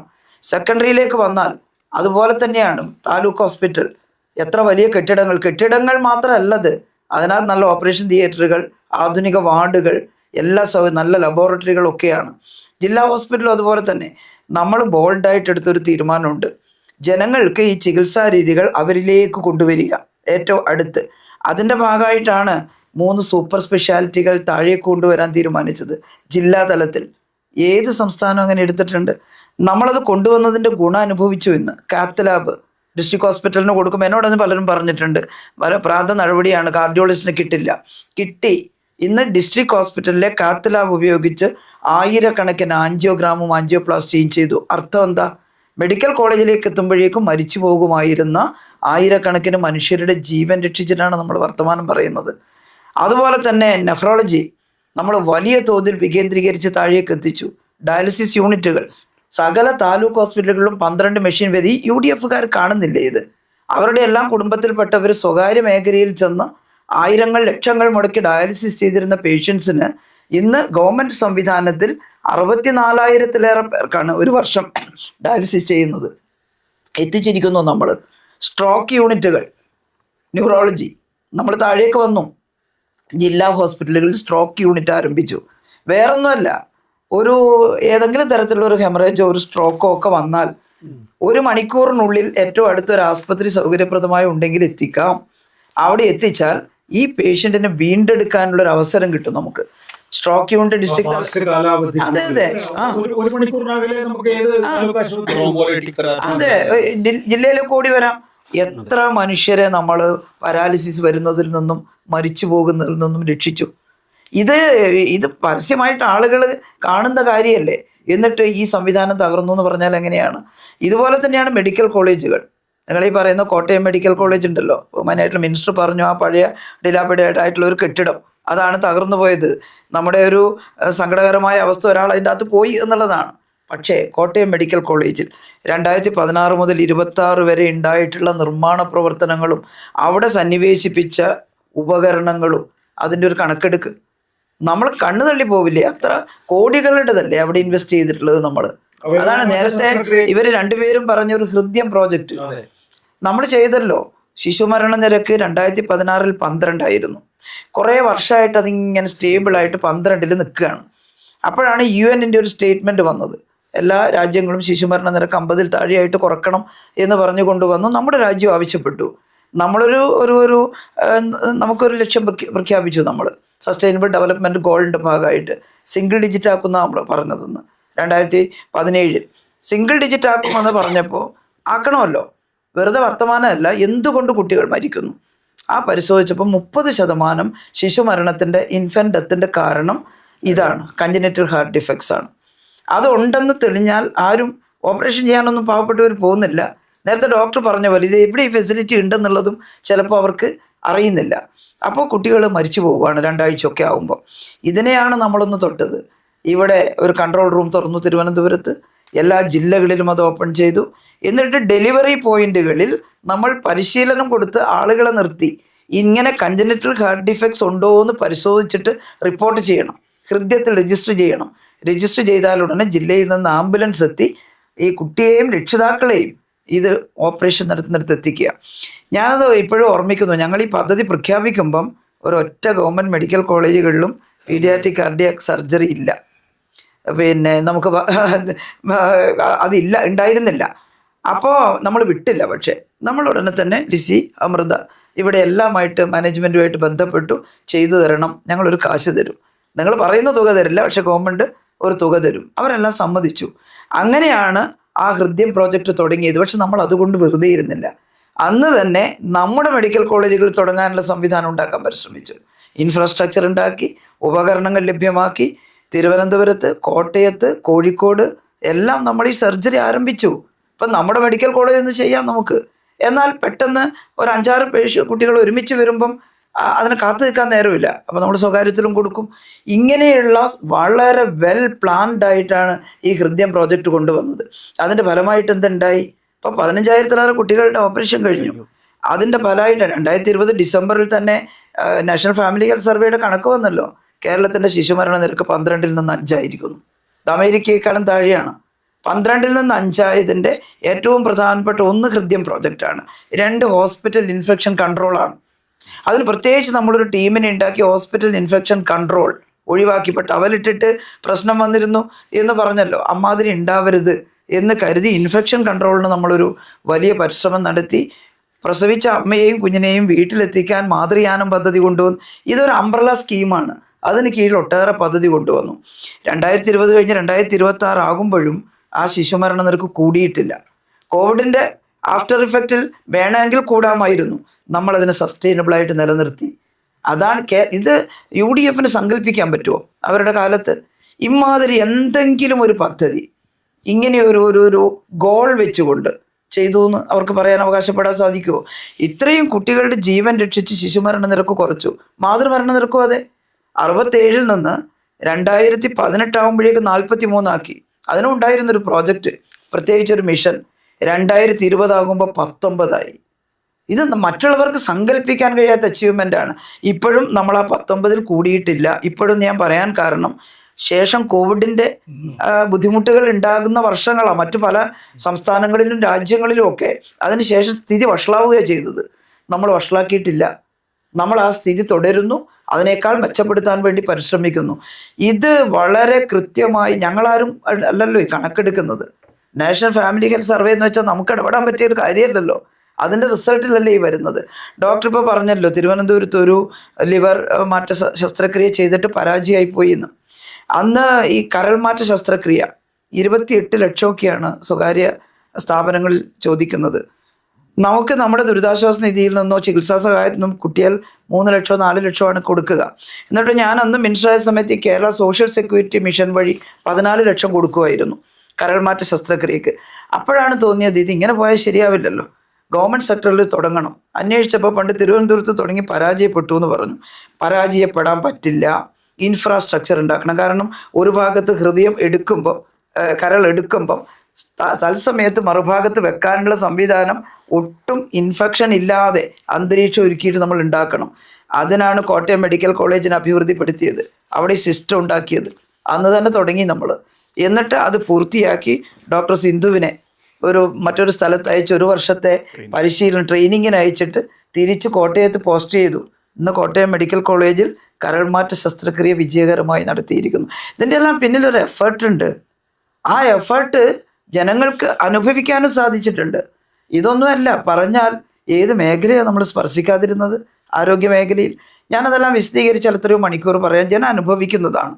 ടോട്ടൽ ട്രോമാ കെയർ സിസ്റ്റം ഇന്ന് തിരുവനന്തപുരത്ത് കയറി ചെല്ലുമ്പോൾ തന്നെ മെഡിക്കൽ കോളേജിൽ വലതുഭാഗത്ത് ഒരു വലിയ trauma care emergency medical care unit ഉണ്ടല്ലോ, ഡൽഹിയിലെ എയിംസിനെ വെല്ലുന്നതാണത്. ഞാനങ്ങനെ പറയുമ്പോൾ ഒട്ടും അഹങ്കാരമല്ല. ഡൽഹി എയിംസിലെ ഇവിടെ ട്രോമാ കെയർ യൂണിറ്റിൻ്റെ ഹെഡ് ഡോക്ടർ സഞ്ജീവ് ബോയ്, ഞാൻ അന്ന് മന്ത്രിയായപ്പോൾ അദ്ദേഹത്തെ വിളിച്ചുകൊണ്ട് വന്നു. ഞങ്ങൾക്കൊന്നെണ്ണം ഉണ്ടാക്കണം, അതുപോലെ ഞങ്ങൾ ഇൻവെസ്റ്റ് ചെയ്യുന്നുണ്ട്, പൈസ ചിലവാക്കി കെട്ടിടം എടുക്കാം. പക്ഷേ എങ്ങനെയാണ് ഈ ട്രയാജ് കാര്യങ്ങളിൽ സംവിധാനം വരണം? ഇവിടെ വന്നു, ഇവിടുത്തെ ഡോക്ടർമാരെ ഇരുത്തി ചർച്ച ചെയ്തു. 3-4 വരവ് അദ്ദേഹം വന്നു ഇത് മോണിറ്റർ ചെയ്യാൻ. ഞങ്ങളോട് വണ്ടിക്കൂലി പോലും ഫ്ലൈറ്റ് ചാർജ് പോലും വാങ്ങിയിട്ടില്ല. അത്ര ഇൻട്രസ്റ്റഡ് ആയിരുന്നു അയാൾ ആ കാര്യത്തിൽ. അദ്ദേഹത്തിൽ സഞ്ജീവ് ബോയും തേജ് പ്രകാശും. ഞാനും പോകും അവരുടെ കൂടെ. എനിക്ക് ഈ സിസ്റ്റത്തിനെ കുറിച്ച് നിങ്ങളെല്ലാം പറയുന്ന ധാരണയല്ല, പക്ഷേ ഇവരുടെ കൂടെ പോയി നിന്ന് ഓരോ പാർട്ടും ഞങ്ങൾ കണ്ട് മൈക്രോ പ്ലാൻ ചെയ്തിട്ടാണ് അതുണ്ടാക്കിയത്. അത് ഉദ്ഘാടനം ചെയ്ത ഉടനെയാണ് കോവിഡ് വന്നത്. അപ്പോൾ അത് കോവിഡ് ആശുപത്രിയായിട്ട് ഉപയോഗിച്ചു. അത് കഴിഞ്ഞ ഉടനെ തന്നെ ഇപ്പോൾ ഈ രണ്ടാമത് വന്ന ഗവൺമെൻറ് LDF ഗവൺമെൻറ് ആയതുകൊണ്ട് മാത്രം അതിനെ ഫങ്ഷൻ ചെയ്യിപ്പിച്ചു. കഴിഞ്ഞ ഗവൺമെൻറ് തന്നെ അതിനാവശ്യമായ പോസ്റ്റും ക്രിയേറ്റ് ചെയ്തു. 109 പോസ്റ്റ് ഇതിനു വേണ്ടി മാത്രം ക്രിയേറ്റ്. ഇവിടെ ആളില്ല എന്നൊക്കെ പറയുന്നുണ്ടല്ലോ, തീരില്ല. പോസ്റ്റ് ക്രിയേഷൻ നടത്തിയിട്ടാണ് പ്രശ്നം. അപ്പോ ഞാൻ ശരിയാക്കാം. അതായത് ഡോക്ടർ ലളിതാംബിക പറയുന്നത് 5 വർഷമല്ല 50 വർഷം കിടന്നാലും ഒരു കുഴപ്പമില്ല, ആ സിസ്റ്റത്തിന് തകരാറുണ്ട് എന്നുള്ളതാണ്. ഇതൊന്നും പറയാൻ പാടില്ല എന്നുള്ള കാര്യം നമ്മൾ യോജിപ്പിലുമാണ് എന്നുള്ളതാണ്. ഇങ്ങനെയുള്ള ചികിത്സാ പിഴവുകൾ ഡോക്ടർമാരുടെ പേരിലല്ല അറിയപ്പെടുന്നത്, അല്ലെങ്കിൽ അവിടെ ഈ പറയുന്ന പ്രശ്നങ്ങളുണ്ട് എന്ന നിലയിലല്ല, അത് മന്ത്രിയുടെ തലയിൽ തന്നെ അടിക്കണം എന്നുള്ള ഒരു പ്രശ്നമുണ്ട്. അവിടെ ഒരു രാഷ്ട്രീയം ഉപയോഗിക്കണം എന്ന് പറയുന്ന പ്രശ്നമുണ്ട്. മന്ത്രിയുടെ തലയിൽ തന്നെയല്ലേ അടിക്കുന്നത്, അതാണ് അതിൻ്റെ പ്രശ്നം. ഇത് സിസ്റ്റത്തെ മുഴുവൻ, അതായത് ഒരു ഹോസ്പിറ്റൽ നമ്മൾ നേരത്തെ പറഞ്ഞല്ലോ 100 കണക്കിന് പ്രശ്നങ്ങൾ ഉണ്ടാകുന്നുണ്ട്. അപ്പം നമ്മൾ ഈ പിഴവ് ഉണ്ടാകാൻ പാടുണ്ടോ? പാടില്ല. അത് മാധ്യമങ്ങൾ റിപ്പോർട്ട് ചെയ്യണം തന്നെയാണ് ഞാൻ പറയുന്നത്. ഉറപ്പായിട്ടും അത് റിപ്പോർട്ട് ചെയ്യണം, ഉറപ്പായിട്ട് റിപ്പോർട്ട് ചെയ്യും. ഇത് പരിഹരിക്കണം എന്നാണ് പറയുന്നത്. സിസ്റ്റം തകരാറില്ല എന്നല്ല പറയുന്നത്. ഞാൻ ഒരിക്കൽ കണ്ടിട്ടുണ്ട്, തിരുവനന്തപുരം മെഡിക്കൽ കോളേജിൽ യൂറോളജി ഡിപ്പാർട്ട്മെൻറ്റിൽ ഒരു മെഷീൻ, കിഡ്നി സ്റ്റോണിനുള്ള ഒരു മെഷീൻ കേടായപ്പം കേരളത്തിൽ ഏറ്റവും കൂടുതൽ വിൽക്കപ്പെടുന്ന പത്രത്തിൻ്റെ 1ാമത്തെ വാർത്തയാണ്. അപ്പോൾ നമ്മളൊക്കെ പത്രം ഉണ്ടാക്കുന്ന ആളുകളാണ്. ലോക്കൽ പേജിൽ വരും, തിരുവനന്തപുരം പേജിൽ വരും, ആരോഗ്യമന്ത്രി ആ വാർത്ത കാണണം, മുഖ്യമന്ത്രി ആ വാർത്ത കാണണം, അതിൻ്റെ പുറത്ത് നടപടിയെടുക്കണം. എന്തിനാണ് ലോകത്തിലുള്ള മുഴുവൻ മലയാളികളും ഈ തിരുവനന്തപുരത്തെ മെഡിക്കൽ കോളേജിലെ ഒരു യൂണിറ്റിൽ ഒരു മെഷീൻ കേടായ കാര്യം അറിയുന്നത്? ഈ സിസ്റ്റം മുഴുവൻ എന്താവശ്യത്തിലാണ് എനിക്കത് മനസ്സിലാകാത്തത്. നിങ്ങൾ പറയൂ, ഒരാളുടെ വയറ്റിലും കത്രിക ഉണ്ടാവാൻ വേണ്ടി പാടില്ല. അതിന് ഉത്തരവാദികളായ സിസ്റ്റം നന്നാക്കണമെങ്കിൽ അത് നന്നാക്കണം. നിങ്ങളെന്തിനാണ് ഈ കേരളത്തിലെ പൊതു ആരോഗ്യ സിസ്റ്റം മുഴുവൻ തകരാറിലാണെന്ന് പറയുന്നത് എന്തിനാണ്? എനിക്കതാണ് മനസ്സിലാകാത്തത്. അതിൻ്റെ പിറകിലുള്ള അജണ്ട എന്താണ്? നമ്മളെല്ലാവരും ചിലപ്പം പത്രപ്രവർത്തകർ നിലയ്ക്ക് നമ്മൾ ഗട്ടർ ഇൻസ്പെക്ഷൻ നമ്മുടെ പണിയാണ്. ഈ എവിടെയാണ് പോരായ്മ എന്നുള്ളത് തപ്പി നടക്കുക എന്നുള്ളത് നമ്മുടെ പണിയാണ്, നമ്മൾ റിപ്പോർട്ട് ചെയ്യും. ഇത്തരം കാര്യങ്ങൾ നടക്കുന്ന ഒരു സംവിധാനത്തിൽ ഉണ്ടാകാവുന്ന ഒരു പിഴവിനെ നിങ്ങൾ എക്സ്റ്റെൻഡ് ചെയ്യണം, അത് വെച്ച് നിങ്ങൾ ജനറലൈസ് ചെയ്യാണ്. ഇവിടെ ഒരു കാര്യം കൂടി ഉണ്ട് നികേഷ്. ഈ സർക്കാർ സർവീസിൽ വർക്ക് ചെയ്തപ്പം ഡോക്ടർ പ്രൈവറ്റ് സർവീസിലാണ്, സർക്കാർ ടീച്ചർക്കും അറിയാമായിരിക്കും. എല്ലാവരും എല്ലാം തികഞ്ഞിട്ടല്ല എല്ലാ കാര്യങ്ങളും ചെയ്യുന്നത്. എല്ലാവരും നമുക്കങ്ങനെ അൺലിമിറ്റഡ് റിസോഴ്സസ് ഇല്ല. ഒരു കാര്യം കൂടിയുണ്ട്, ഈ കഴിഞ്ഞ ടീച്ചർക്ക് കുറച്ചൊരു ഭാഗ്യം ഉണ്ടായിരുന്നു. കാരണം എന്താ വെച്ചിട്ടുണ്ടെങ്കിൽ ഡോക്ടർ ഐസക്കിൻ്റെ സമയത്ത് കേന്ദ്ര സർക്കാർ കുറച്ചുകൂടെ ലിബറലായിരുന്നു. എന്തുകൊണ്ടാണ് രണ്ടാമതൊരു LDF സർക്കാർ വന്നതെന്ന് ചോദിച്ചാൽ പണം ഉണ്ടാക്കാനുള്ള വഴി കൂടി ഉണ്ടായിരുന്നു എന്നുള്ളതാണ്. അതൊക്കെ ഓരോന്നോരോന്നായിട്ട് അടച്ചു കേന്ദ്ര സർക്കാർ. എന്ന് വെച്ചാൽ നമുക്ക് ഈ പറയപ്പെടുന്ന നമ്മൾ ഈ പറഞ്ഞ അൺലിമിറ്റഡ് റിസോഴ്സസ് ഇല്ലെങ്കിൽ നമുക്കിതിൽ ഇൻവെസ്റ്റ് ചെയ്യാനുള്ള പണം ഇല്ലാത്തൊരവസ്ഥയിലേക്ക് വന്നു. അതിൻ്റെ അകത്ത് നിന്നാണ് നമ്മൾ ഈ ഇതെല്ലാം ചെയ്തുണ്ടാക്കുന്നത്. അപ്പോൾ ഇതൊക്കെ ചെയ്തിട്ട് അപ്പോൾ അതിൻ്റെ അകത്തുള്ള ഞാൻ പറയുന്നത് ഡോക്ടർമാർ പോലും എല്ലാ മെഷീനും എല്ലാ യൂണിറ്റിലും നിറഞ്ഞിട്ടല്ല എല്ലാവരും ചെയ്യുന്നത്. അതൊക്കെ അങ്ങോട്ടും ഇങ്ങോട്ടും ഒക്കെ അഡ്ജസ്റ്റ് ചെയ്തൊക്കെ തന്നെയാണ് ഗവൺമെൻറ് സർവീസിൽ ആൾക്കാർ കാര്യങ്ങൾ ചെയ്യുന്നത്. പ്രൈവറ്റിൽ എങ്ങനെയാണെന്ന് എനിക്ക് ഗവൺമെൻറ് ഉറപ്പില്ല. നമ്മൾ ഡോക്ടർമാരോട് സംസാരിക്കുമ്പോൾ അവർ പറയുക. അങ്ങനെയൊക്കെ വരുമ്പം അവരുടെ കമ്മിറ്റ്മെൻറ്റ് നമ്മൾ കാണണ്ടേ. ഈ സർക്കാർ സർവീസിൽ ജോലി ചെയ്യുന്ന ഡോക്ടർമാർ, ഇപ്പോൾ സമരത്തിലായിരിക്കുന്ന ഡോക്ടർമാർ പോലും അവർ സർവീസിലുള്ളപ്പോൾ അവരുടെ മുഴുവൻ എഫർട്ടും ഡെഡിക്കേഷനോട് കൂടിയാണ് അവർ വർക്ക് ചെയ്യുന്നത്. അപ്പോൾ എവിടെയെങ്കിലും ഒരു പിഴവ് വന്നു കഴിഞ്ഞാൽ നിങ്ങളൊന്ന് ആലോചിച്ച് നോക്കൂ. സർക്കാർ സർവീസിൽ ഇപ്പോൾ ഗവൺമെൻറ് സർവീസിലുള്ള ഒരു ഡോക്ടറുടെ മകനോ മകളോ സ്കൂളിൽ പോയി കഴിയുമ്പോൾ അവരോട് എന്താണ് അവരുടെ കൂടെ ഇരിക്കുന്ന കുട്ടികൾ ചോദിക്കുന്നത്? നിങ്ങൾ പൊളിഞ്ഞ സർവീസിൽ വർക്ക് ചെയ്യുന്ന ഒരാളാണ്, എൻ്റെ ആവശ്യത്തിനാണത്. ഈ ഡോക്ടർ പറഞ്ഞതുപോലെ ഒരു ജനറൽ ആശുപത്രിയിൽ ഒരു ഹാർട്ട് ട്രാൻസ്പ്ലാന്റ് സർജറി നടത്തി അതിന് പരമാവധി വരെ എത്തിക്കാത്ത വിധത്തിൽ സാധാരണഗതിയിൽ ഉണ്ടാകാൻ സാധ്യതയുള്ള ഇൻഫെക്ഷൻ ഒരു ഹോസ്പിറ്റലിൽ അത്ര ഇമ്പക്കബിളായി അത്ര കമ്മിറ്റഡ് ആയിട്ടുള്ള മനുഷ്യർ നടത്തിക്കൊണ്ടിരിക്കുന്ന സിസ്റ്റത്തെ നിങ്ങൾ എന്ത് ആവശ്യത്തിനാണ് ഇങ്ങനെ താറടിക്കുന്നത്? ഞാനൊരു സ്ട്രൈറ്റ് ക്വസ്റ്റ്യൻ, അതായത് വീണ ജോർജിനെതിരെ ഒരു ആവേശപൂർവ്വം മാധ്യമങ്ങൾ ഇറങ്ങിത്തിരിക്കുകയാണ് ചെയ്യുന്നത്. ഒരു മാധ്യമ പ്രവർത്തക എന്നുള്ള നിലയിൽ വീണ ജോർജ് പെർഫോം ചെയ്യുന്നതിൽ താങ്കളടക്കമുള്ള മാധ്യമ പ്രവർത്തകർക്ക് അസൂയുണ്ടോ? എനിക്ക് ഞാനത് പറയാം. ഞാൻ അവരാകെ 3 പ്രാവശ്യം കണ്ടിട്ടുള്ളൂ. അവരാദ്യം സ്ഥാനാർത്ഥിയായി കഴിഞ്ഞപ്പോൾ ഉണ്ടായിരുന്ന വലിയ ക്യാമ്പയിൻ എന്നുള്ള ഒരു ചർച്ചിൻ്റെ കാൻഡിഡേറ്റ് ആണെന്നുള്ളതാണ്. അപ്പോൾ ഞാൻ അങ്ങനെ സൂചിപ്പിക്കുന്ന വിധത്തിൽ ഞാനൊരു ഫേസ്ബുക്ക് പോസ്റ്റ് എഴുതി. അപ്പോൾ അവരെന്നെ വിളിച്ചിട്ട് പറഞ്ഞു അങ്ങനെയല്ല, CPM എന്ന് പറയുന്ന പാർട്ടി അവരെ അപ്രോച്ച് ചെയ്തതാണ്. CPM എന്ന പാർട്ടി വേറെയും മാധ്യമപ്രവർത്തകരെ അപ്രോച്ച് ചെയ്തു. ഞങ്ങൾ രണ്ടുപേരും ഒരു ന്യൂസ് റൂമിൽ നിന്നാണ്. ഞാൻ ഈ റബ്ബർ പന്ത് അടിച്ച പോലെ തിരിച്ച് ന്യൂസ് റൂമിലേക്ക് തന്നെ വന്നു. അവര് ജയിച്ചു, മന്ത്രിയായി. അപ്പൊ എനിക്കില്ലാത്ത അസൂയത്തിനാണ് നിങ്ങൾക്ക്. ഇത് അല്ല പറയാം. അത് കഴിഞ്ഞതിന് ശേഷം നമ്മൾ അവരെ കാണുന്നത് അവിടുത്തെ ഒരു MLA ആയിട്ടാണ്. എമ്മാതിരി ഡെഡിക്കേഷനോട് കൂടിയാണ് അവർ 5 വർഷം MLA ആയിട്ടിരുന്നത്. നമ്മളത് കണ്ടിട്ടുണ്ട്. പ്രളയത്തിന്റെ സമയത്ത് നമ്മൾ അവരെ കണ്ടിട്ടുണ്ട്. ജനങ്ങളുടെ ഒപ്പം നിന്ന് ഒരു സ്ത്രീ ഒരു സാരി ഉടുത്ത് മഴയത്ത് നിൽക്കുന്ന ഫോട്ടോകൾ നമ്മൾ കണ്ടിട്ടുണ്ട്. അങ്ങനെ നിന്നിട്ടാണ് അവർ 5 വർഷത്തെ സോളിഡ് ആയിട്ടുള്ള വർക്കിന് ശേഷമാണ് അവരെ ഒരു ഉത്തരവാദിത്തം ഏൽപ്പിക്കുന്നത്. ഇതെന്തിനാ ഇത്ര അസൂയെന്ന് എനിക്ക് ഒരു പിടുത്തമില്ല. അവർ ജോലി ചെയ്യുന്നില്ലെങ്കിൽ നിങ്ങൾ ഈ പറയുന്നത് എനിക്ക് മനസ്സിലാവും. ഇന്ന് അവര് എയറിൽ നിന്നിട്ടാണ് ഫൈറ്റ് ചെയ്യുന്നത്. ഒരു കാര്യം കൂടെ ഉണ്ട്. ഞാൻ അവരുണ്ടായിരുന്ന പ്രൊഫഷണൽ സീനിയർ മനുഷ്യൻ എന്ന നിലയ്ക്ക് അവർ എന്നോടൊരു മിനിമം ബഹുമാനം കാണിക്കാറുണ്ട്. ഈ സാധാരണഗതിയിൽ വാർത്തകളുമായി ബന്ധപ്പെടുന്ന കാര്യങ്ങൾ വന്നു കഴിയുമ്പോൾ ഞാൻ അവർക്കൊരു മെസ്സേജ് അയച്ചാൽ അവരെനിക്ക് തിരിച്ച് എന്താണ് ഞാൻ ഇന്ന് അയച്ച ഒരു മെസ്സേജിന് പോലും ലോജിക്കലല്ലാത്ത ഒരു മറുപടി എനിക്ക് കിട്ടിയിട്ടില്ല. ഒറ്റ ഉദാഹരണം പറഞ്ഞാൽ തിരുവനന്തപുരം മെഡിക്കൽ കോളേജിലും 21 വെന്റിലേറ്റർ PM കെയർസ് ഫണ്ടിൽ നിന്ന് 21 വെന്റിലേറ്റർ കിട്ടിയത് 21 കേടാണ് എന്ന് പറഞ്ഞും ഏഷ്യാനെറ്റിലൊരു വാർത്ത വന്നു. അപ്പം ഞാൻ ഇവർക്ക് ഇത് അയച്ചു കൊടുത്തു. ഇതെന്താണ് ഇങ്ങനെ 21 വെന്റിലേറ്റർ ഉപയോഗിക്കാതിട്ടിരിക്കുന്നു എന്ന് പറഞ്ഞു. അപ്പോൾ അവർ പറഞ്ഞു 21 കേടായിട്ടാണ് വന്നത്. ഇത് നന്നാക്കണം. ഇത് കേൾക്കൂ, അതിൽ ബാക്കിയുള്ള 21 നന്നാക്കാൻ വേണ്ടിയിട്ട് നമ്മളുടെ സർക്കാരിൻ്റെ മെഡിക്കൽ എഞ്ചിനീയർമാർ ശ്രമിച്ചു, കമ്പനിയിൽ നിന്ന് ശ്രമിച്ചു, അവർ വന്നിട്ടും പറ്റിയില്ല. ഇതിപ്പം നമ്മൾ തിരിച്ചു കൊണ്ടുപോകാൻ വേണ്ടി പറഞ്ഞിരിക്കുകയാണെന്ന് അവർ പറഞ്ഞു. ഒരു ജേർണലിസ്റ്റ് നിലയ്ക്ക് ഞാൻ ഇതൊന്നും തപ്പി നോക്കി വെറുതെ. ഈ PM കെയർസ് ഫണ്ടിൽ വന്ന വെന്റിലേറ്റർ നോക്കുമ്പോൾ ഇന്ത്യയിലെ പല സംസ്ഥാനത്തും ഇങ്ങനെയുണ്ട്. ബോംബെ ഹൈക്കോടതി കേന്ദ്ര സർക്കാരിനെ വിളിച്ച് അവിടുത്തെ ഡോക്ടർമാർ നിങ്ങളെന്താ ഉപയോഗിക്കാത്തതെന്ന് പറഞ്ഞു. അവർ പറഞ്ഞു ഇത് വെന്റിലേറ്ററിൻ്റെ കേസാണ്, ഞങ്ങൾക്ക് ഇതിൻ്റെ അകത്ത് ആള് മരിച്ചു പോകും, ഞങ്ങൾ ഉപയോഗിക്കില്ല എന്ന് പറഞ്ഞു. ഫൈനാൻഷ്യൽ ടൈംസ് എന്ന് പറയുന്നത് നിങ്ങൾക്കറിയാം, ലോകപ്രശസ്തമായ പത്രമാണ്. അതിൽ ഈ PM കെയർസ് ഫണ്ടിൻ്റെയും വെന്റിലേറ്ററിൻ്റെയും പുറകിൽ നടന്ന സ്കാമിനെ കുറിച്ച് റിപ്പോർട്ടുണ്ട്. ഞാൻ ഇവരോട് ഒരിക്കൽ പറഞ്ഞു, നിങ്ങളത് വാർത്തയായിട്ടെങ്കിലും മനുഷ്യരോട് പറയണം.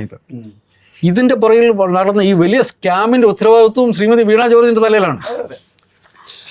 അതാണ് അവരുടെ നോക്കൂ, ഞാൻ ഇന്നിപ്പോ നമ്മുടെ ഇതിനകത്ത് നോക്കിയപ്പോൾ ജെമിനിയിൽ നോക്കിയപ്പോൾ ഇവിടെ വന്നിട്ടുള്ള നിക്ഷേപത്തിന്റെ കണക്ക് അവർക്ക് ലഭ്യമായിട്ടുള്ള ഡാറ്റ അനുസരിച്ച് അവർ വിശദീകരിക്കുന്നുണ്ട്. KKR, അതായത് കോൾബർഗ് കേവിസ് റോബോട്ട്സ് എന്ന് പറയുന്ന അമേരിക്കൻ ആസ്ഥാനമായുള്ള ബോംബൻ നിക്ഷേപ കമ്പനി BMH ഏതാണ്ട് 2000 മുതൽ 2500 കോടി രൂപ, അങ്ങനെ 70% KKR വാങ്ങിയെടുത്തിരിക്കുന്നു. മൈത്രയിൽ, അതേ കോഴിക്കോട് തന്നെ മൈത്രയിൽ 1200 കോടി. ബ്ലാക്ക് സ്റ്റോൺ എന്ന് പറയുന്ന കമ്പനി 3300-3500 കോടി ഉപയോഗിച്ച് കിംസിന്റെ, തിരുവനന്തപുരം കിംസിന്റെ ഓഹരി വാങ്ങിയിരിക്കുന്നു എന്നുള്ളതാണ്. TPG ഗ്രോത്തും വലിയ തോതിൽ കിംസ് ഹെൽത്തിൽ ഇൻവെസ്റ്റ് ചെയ്തിരിക്കുന്നു എന്നുള്ളതാണ്. ഇനി ആസ്റ്റർ ഗ്രൂപ്പ് തന്നെ 2600 കോടിയുടെ വിപുലീകരണ പ്രവർത്തനങ്ങൾ നടത്താൻ വേണ്ടിയിട്ട് കാസർഗോഡ് ആശുപത്രി നടത്തുന്നു എന്നുള്ളതാണ്. ഞാൻ നേരത്തെ ടീച്ചറോട് സംസാരിക്കുമ്പോൾ പറഞ്ഞ പോലെ അടിസ്ഥാനപരമായി ഇവരൊന്നും ഹോസ്പിറ്റൽ നടത്തുന്നവരല്ല. നോക്കൂ, ഇന്നിപ്പോൾ ഡോക്ടർ സുൽഫിനു അദ്ദേഹം മാതൃഭൂമി ദിനപത്രത്തിൽ എഴുതിയിട്ടുള്ള ഒരു ലേഖനത്തിൽ പറയുന്നത് ഈ വലിയ ആശുപത്രികളിൽ 65% കിടക്കകൾ വർദ്ധിച്ചു എന്നാണ്. എന്നാൽ 500-ലധികം ചെറുകിട ആശുപത്രികൾ പൂട്ടുകയും ചെയ്തു. എന്താണ് അതിന്റെ ശാസ്ത്രം? തീർച്ചയായിട്ടും 2 കാര്യങ്ങൾ കൊണ്ടാണ് ഇത്രമാത്രം മൾട്ടിനാഷണൽ ഇൻവെസ്റ്റ്മെന്റ് വരുന്നത്. ഒന്നാമത്തെ കാര്യം എന്ന് പറയുന്നത് നമ്മുടെ രോഗാതുരത കൂടിക്കൊണ്ടിരിക്കുന്നു എന്നതാണ്.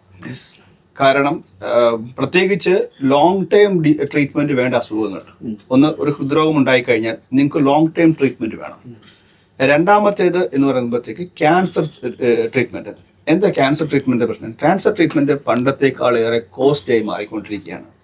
കാരണം നേരത്തെ കീമോതെറാപ്പി എന്ന് പറയുന്നത് മാത്രമല്ല, ഇപ്പോൾ ബയോളജിക്കുകളുടെ ഒരു കാലഘട്ടമാണ്. അടുത്ത ഘട്ടത്തിലേക്ക് പോകുമ്പോഴത്തേക്ക് അത് പേഴ്സണലൈസ്ഡ് മെഡിസിൻസിന്റെ ഒരു കാലഘട്ടത്തിലേക്ക് പോയിക്കൊണ്ടിരിക്കുകയാണ്. സ്വാഭാവികമായിട്ടും ചികിത്സാ ചിലവുകൾ കൂടാൻ സാധ്യതയുണ്ട് ഈ നമ്മുടെ സംസ്ഥാനത്ത്. പ്രത്യേകിച്ച് പ്രായം കൂടുന്ന ആളുകൾ കൂടി വരുന്നു. ഇങ്ങനെ ഹൃദ്രോഗവും ക്യാൻസറും കൂടി വരുന്ന സമയത്ത് അവർക്ക് തീർച്ചയായിട്ടും ഒരു മാർക്കറ്റ് വളരെ ഈസി ആയിട്ട് കണ്ടെത്താൻ സാധിക്കും. എനിക്കറിയാം ഡോക്ടർ വിശദീകരിക്കുന്നതിനിടയിൽ ഒരു ഫ്ലോ നഷ്ടപ്പെടുത്തുന്നുണ്ട്. എങ്കിൽ പോലും ഇത് ഇവർക്ക് കിട്ടണമെങ്കിൽ സർക്കാർ ആശുപത്രികൾ പ്രതിസന്ധിയിലാണെന്നുള്ള തോന്നൽ ജനങ്ങൾക്കിടയിൽ ഉണ്ടാകണമോ, അതോ ഈ പ്രൈവറ്റ് ഹോസ്പിറ്റലുകളിലുള്ള ആളുകളെ തന്നെ ഇവർ ഷഫിൾ ചെയ്തെടുക്കുകയാണോ? ഈ 500 ആശുപത്രി, ചെറുകിട ആശുപത്രികൾ പൂട്ടുന്നു, എന്നിട്ട് അത് വൻകിട ആശുപത്രികളിലേക്ക് വരുന്നു, ഒരു ബെഡിന് ഇത്ര എന്നുള്ള നിലയിൽ അവർ ഇൻവെസ്റ്റ് ചെയ്യുന്നു. അങ്ങനെയാണോ?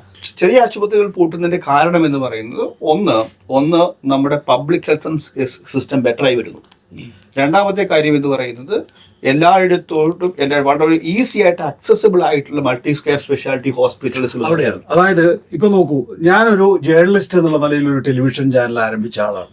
എന്നെ സംബന്ധിച്ചിടത്തോളം ഈ മൾട്ടിനാഷണൽസ് വരുമ്പോൾ, അല്ലെങ്കിൽ ഈ പറയുന്ന വലിയ സ്വകാര്യ കുത്തകൾ വരുമ്പോൾ പിടിച്ചു നിൽക്കാനാകുന്നില്ല. കാരണം എൻ്റെ ഇൻഫ്രാസ്ട്രക്ചർ പോരാ. ഇത് തന്നെയല്ലേ യഥാർത്ഥത്തിൽ മെഡിക്കൽ രംഗത്ത് നടക്കുന്നത്. ഡോക്ടർമാർ നടത്തുന്ന ഈ ആശുപത്രികളെല്ലാം പൂട്ടിയിട്ടില്ലേ? പണ്ട് നമ്മുടെ തൊട്ടടുത്ത ഒരു ആശുപത്രിയിൽ, ചെറിയൊരു ഹോസ്പിറ്റലിൽ പനിക്കും ചെറിയ കാര്യങ്ങൾക്കൊക്കെ പോകുന്ന ധാരാളം ഹോസ്പിറ്റൽ ഉണ്ടായിരുന്നു. ആ ഹോസ്പിറ്റലുകളൊക്കെ പൂട്ടിപ്പോയി. കാരണം നിങ്ങൾക്ക് ഒരു 5-10 കിലോമീറ്ററിനടുത്ത് നല്ലൊരു പൊതുജനാരോഗ്യ കേന്ദ്രമോ അല്ലെങ്കിൽ ഒരു മൾട്ടി സ്പെഷ്യാലിറ്റി ഹോസ്പിറ്റലോ കാണുന്നുണ്ട്. അവിടെ ഉള്ളപ്പോഴത്തേക്ക് അങ്ങോട്ട് പോകാൻ വളരെ ഈസി. രണ്ടാമത്തെ കാര്യം എന്ന് പറയുന്നത് നമ്മുടെ ഇൻഷുറൻസ് പേഷ്യൻസ് കൂടുന്നു. കാരണം സ്വാഭാവികമായിട്ടും ആളുകളുടെ പണലഭ്യത കൂടുന്നതിനനുസരിച്ച് ഇൻഷുറൻസ് കൂടുന്നു. ഈ 2 കാര്യങ്ങൾ കൊണ്ടാണ് കൂടുതൽ മൾട്ടി സ്പെഷ്യാലിറ്റി ഈ പറയുന്ന ഈ ആരോഗ്യ മേഖല കുറച്ചും കൂടെ കൊമേഴ്ഷ്യലൈസ് ചെയ്യാനുള്ള സാധ്യതകൾ കൂടുകയും അവിടെ ഒരു ലാഭത്തിലുള്ള സാധ്യത കൂടുതൽ വരികയും. യെസ്, തീർച്ചയായിട്ടും ഞാൻ പറയുന്നു, ക്യാൻസർ എന്നതിന്റെ ഒരു ട്രീറ്റ്മെന്റ് മാത്രം മതി. കാരണം ബയോളജിക്കൽസോട് പോയിക്കൊണ്ടിരിക്കുന്നു. ബയോളജിക്കൽസ് ആണ് ഇപ്പോൾ. കാരണം ക്യാൻസറിന് എപ്പോഴും ഒരു ഫൈറ്റ് തോൽപ്പിക്കുക എന്നുള്ളതാണ് ക്യാൻസർ ലക്ഷ്യം. പല കാര്യങ്ങളും പലപ്പോഴും സാധിക്കാറുമില്ല. പക്ഷെ എങ്കിലും ഒരു യുദ്ധം വരുമ്പോൾ നമ്മൾ എന്ത് ശക്തിയും എടുത്ത് നേരിടണമെന്നാണ് നമ്മൾ പഠിപ്പിച്ചിരിക്കുന്നത്. ക്യാൻസറിന്റെ കാര്യത്തിൽ അതൊരു യുദ്ധമായിട്ട് പ്രഖ്യാപിച്ചിരിക്കുകയാണ്. അത് തോൽപ്പിക്കാൻ എത്രമാത്രം പൈസ മുടക്കാനും ആളുകൾ ഇത് തയ്യാറാണ്. അതുകൊണ്ട് ഇങ്ങനെയുള്ള കാര്യങ്ങൾ വരുമ്പോൾ, പ്രത്യേകിച്ച് ബയോളജിക്കൽസ് പോലുള്ള കാര്യങ്ങൾ വരുമ്പോഴത്തേക്ക് ട്രീറ്റ്മെന്റ് കോസ്റ്റ് കൂടുകയും അത് ഒരു ലാഭത്തിലേക്ക് പോകാനുള്ള സാധ്യത വളരെ കൂടുതലാണ്. അവിടെ ഞാൻ 2 കാര്യങ്ങൾ ഒരു ഉദാഹരണം ഞാൻ പറഞ്ഞുതരാം. പണ്ട് CML എന്ന് പറയുന്ന ഒരു ക്യാൻസറിന് വേണ്ടിയിട്ട് ഒരു മൾട്ടിനാഷണൽ കമ്പനി ഒരു മെഡിസിൻ ഉണ്ടാക്കിയായിരുന്നു. വർഷങ്ങൾ കഴിഞ്ഞതിന് ശേഷം ആ പേറ്റന്റ് അവർ മാറ്റിയില്ല. അവർ ചെറിയ മോഡിഫിക്കേഷൻസ് വരുത്തിയിട്ട് എവർഗ്രീനിങ് എന്ന് പറഞ്ഞൊരു പ്രോസസ്സ് ഉണ്ട്. എവർഗ്രീനിങ് എന്ന് പറയുന്ന പ്രോസസ്സ്, ആ എവർഗ്രീനിങ് പ്രോസസ്സ് കൂടെ കോസ്റ്റ് ഇപ്പോഴും ഭയങ്കരമായിട്ട് കൂട്ടി കൊണ്ടുവന്നിട്ട് ഇപ്പോഴും ആ മോളിക്യൂള് പലപ്പോഴും പല ആളുകൾക്കും കിട്ടുന്നില്ല. ഇതാണ് ക്യാൻസർ തെറാപ്പിയിൽ പലപ്പോഴും സംഭവിക്കുന്നത്. ചെറിയ മാറ്റങ്ങൾ വരുത്തുമ്പോഴത്തേക്ക് ആ പേറ്റന്റ് മാറുന്നില്ല, പേറ്റന്റ് വേറൊരു പേറ്റന്റായി മാറുന്നു. പേറ്റന്റായി മാറിക്കഴിയുമ്പോഴത്തേക്ക് വളരെ ഹൈ കോസ്റ്റ് അവർക്ക് വിൽക്കാൻ സാധിക്കുന്നു. അതുകൊണ്ട് തന്നെ ക്യാൻസർ ആയിരിക്കും ഒരുപക്ഷെ ഇനിയുള്ള കാലഘട്ടത്തിൽ ഏറ്റവും കൂടുതൽ ട്രീറ്റ്മെന്റ് കോസ്റ്റ് വേണ്ടി വരുന്ന ഒരു. പക്ഷെ അതിനപ്പുറത്ത് ഇപ്പോൾ ഈ ചെറിയ സ്വകാര്യ ആശുപത്രികൾ പൂട്ടിപ്പോകുന്നു, എന്നിട്ട് വൻകിട ആശുപത്രികളിലേക്ക് ആളുകളെ എത്തിക്കുന്നു. അപ്പോൾ ചെറുകിട ആശുപത്രികൾ എന്ന് പറയുമ്പോൾ അവർക്കൊരു മിനിമം പൈസ കൊടുത്താൽ മതിയല്ലോ, അറിയുന്ന ഡോക്ടർമാരായിരിക്കും, പിന്നെ മിനിമം പണം കൊടുത്താൽ അതിനകത്ത് ചികിത്സ കിട്ടും. വലിയ ആശുപത്രികളിലേക്ക് പോയി കഴിഞ്ഞു കഴിഞ്ഞാൽ സ്വാഭാവികമായിട്ടും അതിൻ്റെ റേറ്റ് കൂടുമെന്നുള്ള കാര്യത്തിൽ നമുക്ക് ആർക്കും തർക്കമില്ല. അപ്പോൾ ആ നിലയിൽ ആളുകൾക്ക് ഒരു സോഷ്യൽ ഇമ്പാക്റ്റ് എന്ത് എന്നുള്ളതാണല്ലോ നമ്മൾ പരിശോധിക്കുന്നത്. അപ്പോൾ ആ നിലയിൽ ആളുകൾക്ക് അവരുടെ കീശ കീറുന്നു എന്നുള്ള ഒരു അവസ്ഥ വരുന്നു എന്നുള്ളത്. രണ്ടാമത്തേത് വിശ്വാസ്യതയുടെ പ്രശ്നം. ഇപ്പോൾ സർക്കാർ ആശുപത്രികൾ ഈ പറഞ്ഞ പോലെ പിന്നെ ഇത് വായിക്കുന്ന ആളുകളെ സംബന്ധിച്ചിടത്തോളം എല്ലാ ശസ്ത്രക്രിയയിലും ഒരു കത്രിക വെച്ച് തരും എന്നുള്ള സ്വാഭാവികമായ ആളുകൾ കാരണം അത്രയും വലിയ പ്രമാദമായ വിധത്തിൽ ഈ വിഷയത്തെ ഉയർത്തിക്കൊണ്ടുവരുന്നുണ്ടല്ലോ. ഞാൻ ചോദിക്കുന്നത്, പ്രസവം കേരളത്തിന് വലിയൊരു മാർക്കറ്റാണ് അല്ലേ? ഇതിനൊക്കെ ഏറ്റവും കൂടുതൽ പിന്നെ പൊതുമേഖലയാണ് ആശ്രയിക്കുന്നത്. ഇതൊക്കെ സ്വകാര്യ ആശുപത്രിക്ക് കിട്ടിയാലേ ഈ 6000 കോടി മുതലാവുള്ളൂ എന്നുള്ളൊരു പ്രശ്നമുണ്ട്. അപ്പൊ ഈ വിശ്വാസ്യത പ്രശ്നം ഉണ്ടാക്കുക എന്ന് പറയുന്നത് ഒരു അനിവാര്യതയാണ്. തീർച്ചയായിട്ടും. അതേപോലെ തന്നെ നമ്മൾ ഇതിനൊരു ഓപ്പർച്യൂണിറ്റി ആയിട്ട് കൂടി എടുക്കണം എന്നാണ് ഞാൻ പറയുന്നത്. കാരണം നമ്മുടെ പബ്ലിക് ഹെൽത്ത് സിസ്റ്റത്തെ ഏറ്റവും കൂടുതൽ സ്ട്രെങ്തൻ ചെയ്യാനുള്ള ഈ ഒരു കാലഘട്ടത്തിൽ, കാരണം ഇങ്ങനെ വിദേശ മൂലധനം ശക്തികൾ വരുന്നുണ്ട് എന്ന് മനസ്സിലാക്കിക്കൊണ്ട് തന്നെ നമ്മുടെ കൂടുതൽ ഇടപെട്ടുകൊണ്ട് നമ്മുടെ സിസ്റ്റത്തെ കൂടുതൽ മെച്ചപ്പെടുത്താനായിട്ടുള്ള ഓപ്പർച്യൂണിറ്റി ആയിട്ട് പോലും ഈ സമയത്തെ നമ്മൾ ഉപയോഗപ്പെടുത്തണം. എൻ്റെ വ്യക്തിപരമായ ടീച്ചറെ, അതായത് ഇപ്പം ഞാനാണ് KKR എങ്കിൽ, ഞാനാണ് ബ്ലാക്ക് സ്റ്റോൺ എങ്കിൽ, അല്ലെങ്കിൽ ഞാനാണ് TPG ഗ്രോത്ത് എങ്കിൽ എന്താ ചെയ്യുക? എനിക്ക് കേരളത്തിൽ UDF അധികാരത്തിൽ വരുന്നതിനാണ് താല്പര്യം. ഞാൻ UDFനെയും ഫണ്ട് ചെയ്യും, മാധ്യമങ്ങളെയും ഫണ്ട് ചെയ്യും. അതാണ്. അങ്ങനെ ഒരു സ്ഥിതിവിശേഷം ആശങ്കയോടുകൂടി നോക്കുന്നുണ്ടോ? ഒരു രാഷ്ട്രീയം അതിനകത്തുണ്ട്, ഇല്ലാതെ ഞാൻ കരുതില്ല. കാരണം UDF എല്ലാ കാലഘട്ടത്തിലും സ്വകാര്യ മേഖലയ്ക്കൊപ്പമായിരുന്നു. ഒരു ഘട്ടത്തിലും അവർ പൊതുമേഖലയെ ഉയർത്തിപ്പിടിച്ചതായി നമ്മൾ കണ്ടിട്ടില്ല.